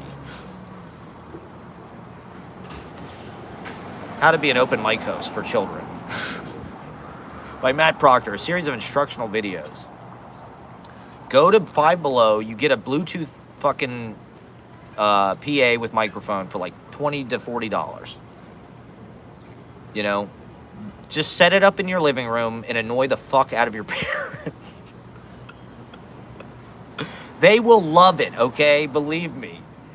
Decades later, they will look back thinking, God, wasn't it great when our kids did the open mic in the living room? Who wants to sign up for the living room open mic? I wish I would have thought of that when I was 10 years old. My dad, that would have been a tough audience. My dad would have been like very critical. He would have been not impressed, I don't think. When I was in 7th grade, I made these skits. There was this amazing camera that they sold at Toys R Us. It was almost like a closed circuit security camera. It was literally like black and white Tyco. It was $50, but it plugged into your VCR and you'd record on like VHS tapes on the VCR. So there wasn't actually any kind of tape mechanism. The camera was really just a lens, and the lens went into the monitor of the TV. And it was black and white and like really low res, but it was the greatest toy ever. Greatest fucking toy I ever got. Because I wrote all these skits, we filmed all these skits, we did characters, we had like this fucking theater in our house with a turret in fucking Short North, pre-gentrification. It was sort of like living in fucking Upper West Side or something. We had a fucking turret. We had like a fucking bay window overlooking the park and shit. It was like the fucking Tenenbaum house. I'm making fucking like SNL for kids ripoffs with my Tyco fucking $50 poor ass white trash security camera. It looked like Clerks or something. Maybe not that good, but you had to have a lot of lighting. So I just had this fucking lamp in front of the fucking... It was just like this. Oh, there's no inheritance. Believe me, there will be no inheritance. I'm not banking on that at all. In any way. That's why I'm trying to bust my ass in fucking New York. Because it feels like we're on our own generationally. And I want to try as hard as I can to like make something big happen. If you can get an article written about you in the New York Times or something, you can ride that for the rest of your goddamn life. If you're in the fucking New Yorker, you can ride that for the rest of your fucking life. Because people be like, oh my God, this guy was oh my God, he's in the New York Times. Did you see that article? Oh yeah, remember that? Remember when he did the... Even if it has been. It can still be like, yeah, well, remember when he did that thing? Remember when he had that open mic for kids? That was wildly successful on the internet? Well, hey, I could probably live stream that on YouTube because YouTube has a, every time you make a video, they ask you, is this for kids or not? And I always say no. Because my videos are obviously not for kids, but that one would be. So you get a way bigger audience, I guess, if kids can watch it. That's kind of unhealthy, I would say. I don't necessarily know that I want to be exploiting children with my live streams or my YouTube page. Oh no. Maybe I should just live stream my entire homeless experience. Live stream until somebody... That would maybe go viral. Hey everybody, look, I'm homeless. Live, what it's like to be homeless in New York. How long would I have to be homeless before somebody would give me a place to live on the internet? That would probably get me more views than anything. Homeless open mic host. Live stream marathon. Here's what it's really like to be a Bowery bum, everybody. I'm a legit Bowery bum, I swear to God. I just could not fucking do it last night. I'm sorry. The audience betrayed me. They're not there for me. They're there to fucking get on stage. You know. They appreciate that I let them get on stage. And they're happy that I'm like quick about it and entertaining about it. And not like every other open mic host who doesn't even give a shit. They don't even try. Every other open mic host in the world sits on a fucking chair in the back, doesn't even get off their ass reading the list. Okay, we got so-and-so on deck. They don't even get on the stage. Me, I'm up and down, I'm up, I'm up.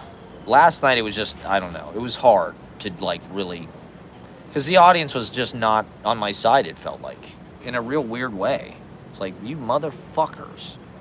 I've done so, for you ungrateful bastards. I've done so fucking much for you people. Allowing you to bask in the spotlight of God knows what. I don't know. Is it a community? What the fuck is it? So, yeah, when I was, I think in second grade, I found out what karaoke was. And there was this restaurant, Marshall's. First it was Chris's. Then it was Marshall's. I think it might still be Marshall's. There was this guy that owned it. He was kind of a local, you know, in small towns or, you know, most towns, there's always like these big shots that are like local celebrities. Celebrity chef, you know, like in Columbus there was Chef Hubert, or like if you're on the news or something, it's Cabot Ray. Holy shit. That's like as close to seeing a famous person in Columbus, Ohio as you're ever gonna get. Celebrities never came to Columbus, Ohio. If they filmed a movie there, which they never did in my lifetime, I think they filmed some scenes for Traffic downtown with Michael Douglas. They used like the Ohio State House or something. But they were based out of Cincinnati. They didn't really stay in Columbus. Most of the shit was like Hollywood goes to Cincinnati or Cleveland. Columbus doesn't have a huge film tax abatement or whatever. So there's like no industry. There's no celebrities that ever come there. So it's like, oh fuck, Michael Douglas is here? Holy shit. Insane. Could those iconic sideburns have bought you points before last night? What do you mean? With who? With the Jews? Or with women? Or with my relationship? Or with the audience? I think the sideburns, well, to be honest, I thought it was cool. I went to a barber once, maybe you're right about that. I need to change my name to something Jewish. Well, the thing is, I'm not Jewish, and what I've experienced is like Jewish people are better on stage. I don't know why. The audiences generally like them better. They're faster. Whatever they're doing, the audience like whatever magic they have or hypnotism they have. Well, did I just cut him? I thought I cut him like a couple weeks ago. Because I didn't really live stream last week, did I? Or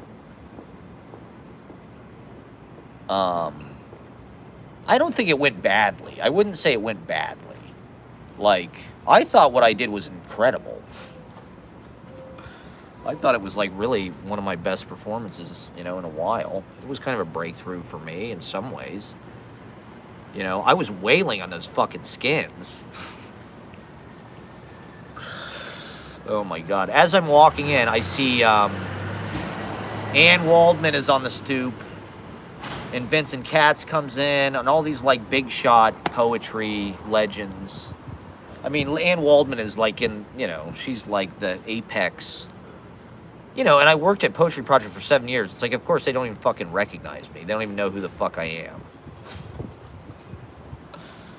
Even though I've seen them probably dozens of fucking times at different events. And I like Ann Waldman. She's cool. She seems super fucking cool to me. I don't have any hate towards Ann Waldman at all. I love her poetry. She's dope. She's amazing. She's like a fucking national treasure. She should be the fucking poet laureate, to be honest. Ann Waldman would be a great fucking poet laureate. So she's out in the front of the stoop of KGB. There's all these people there because there was some Naropa reading or something. So reading in New York, KGB is kind of like the spot for people. It's like the literary And the poetry series is like the series, you know. It's probably the most established series in the most prestigious series that's like outside of like an actual institution. You know, it's not a part of any college or like poetry project. It's just this bar, but it's still there. And so, you know, I'm lucky to fucking be a part of it, and I'm thankful to be a part of it. And I want to follow it as long as I can. I don't think I did anything, you know, like, dude, I'm there every fucking week for 3.5 years, like literally every Monday. I mean, literally. And so, you know, I'm allowed to blow off a little steam, I think. And, you know, to be honest, I think that it deepens your relationship with the audience. I don't necessarily think that's a bad thing. I think if you show them something real and just show them something different, you know, it's like every week I'm so enthusiastic and positive and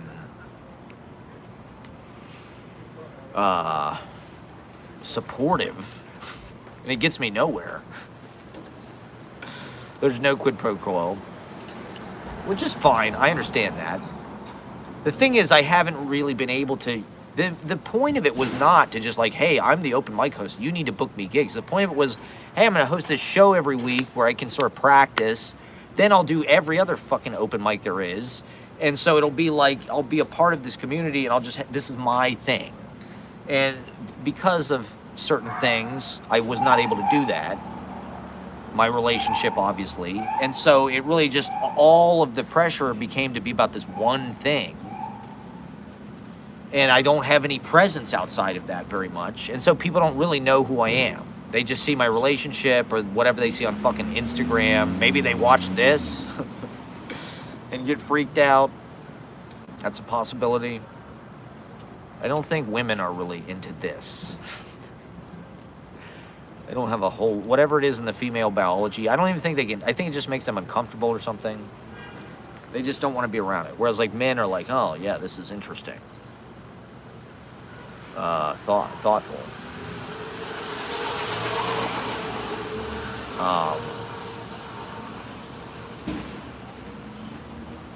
Like I don't have credentials or anything. There's no social proof really that this is good. So it kind of goes over people's heads or maybe under people's heads. This is exactly what I did when I was in 7th grade. Was this. I set up the fucking camera in this, basically. So I haven't really, my filmmaking approach has not really evolved since I was 12. Ripping off Mike Myers and shit. And, okay, so anyway, we found out there was a karaoke at Chris's on Friday night. And so as a 7-year-old in 2nd grade, I was like, oh, Mom, Dad, I want to go to this. And so they took me when I was 7 to this karaoke. And I remember being so fucking nervous to like, because there was a microphone and a monitor. I just wanted to get on stage at that age. I don't know why. I was just drawn to it. And I remember looking through the karaoke book. It was sort of like karaoke in the early 90s was more like, the only places they really did it was like bowling alleys and shit. It was like country. It was like the saddest, most like, it was like fat American Bud Light drinking, boomers who own pontoon boats or speed boats and they're just like standing there like wavering back and forth with like the microphone to their face, like singing, I don't even know what, fucking Conway Twitty or something. Legit.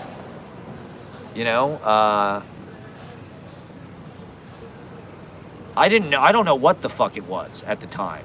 It was just like slow, boring. We wanted to sing Baby Got Back. I don't know why. I don't even know how I knew what the fuck that song was. I think we went through the book and we're like, oh, let's sing this. Oh,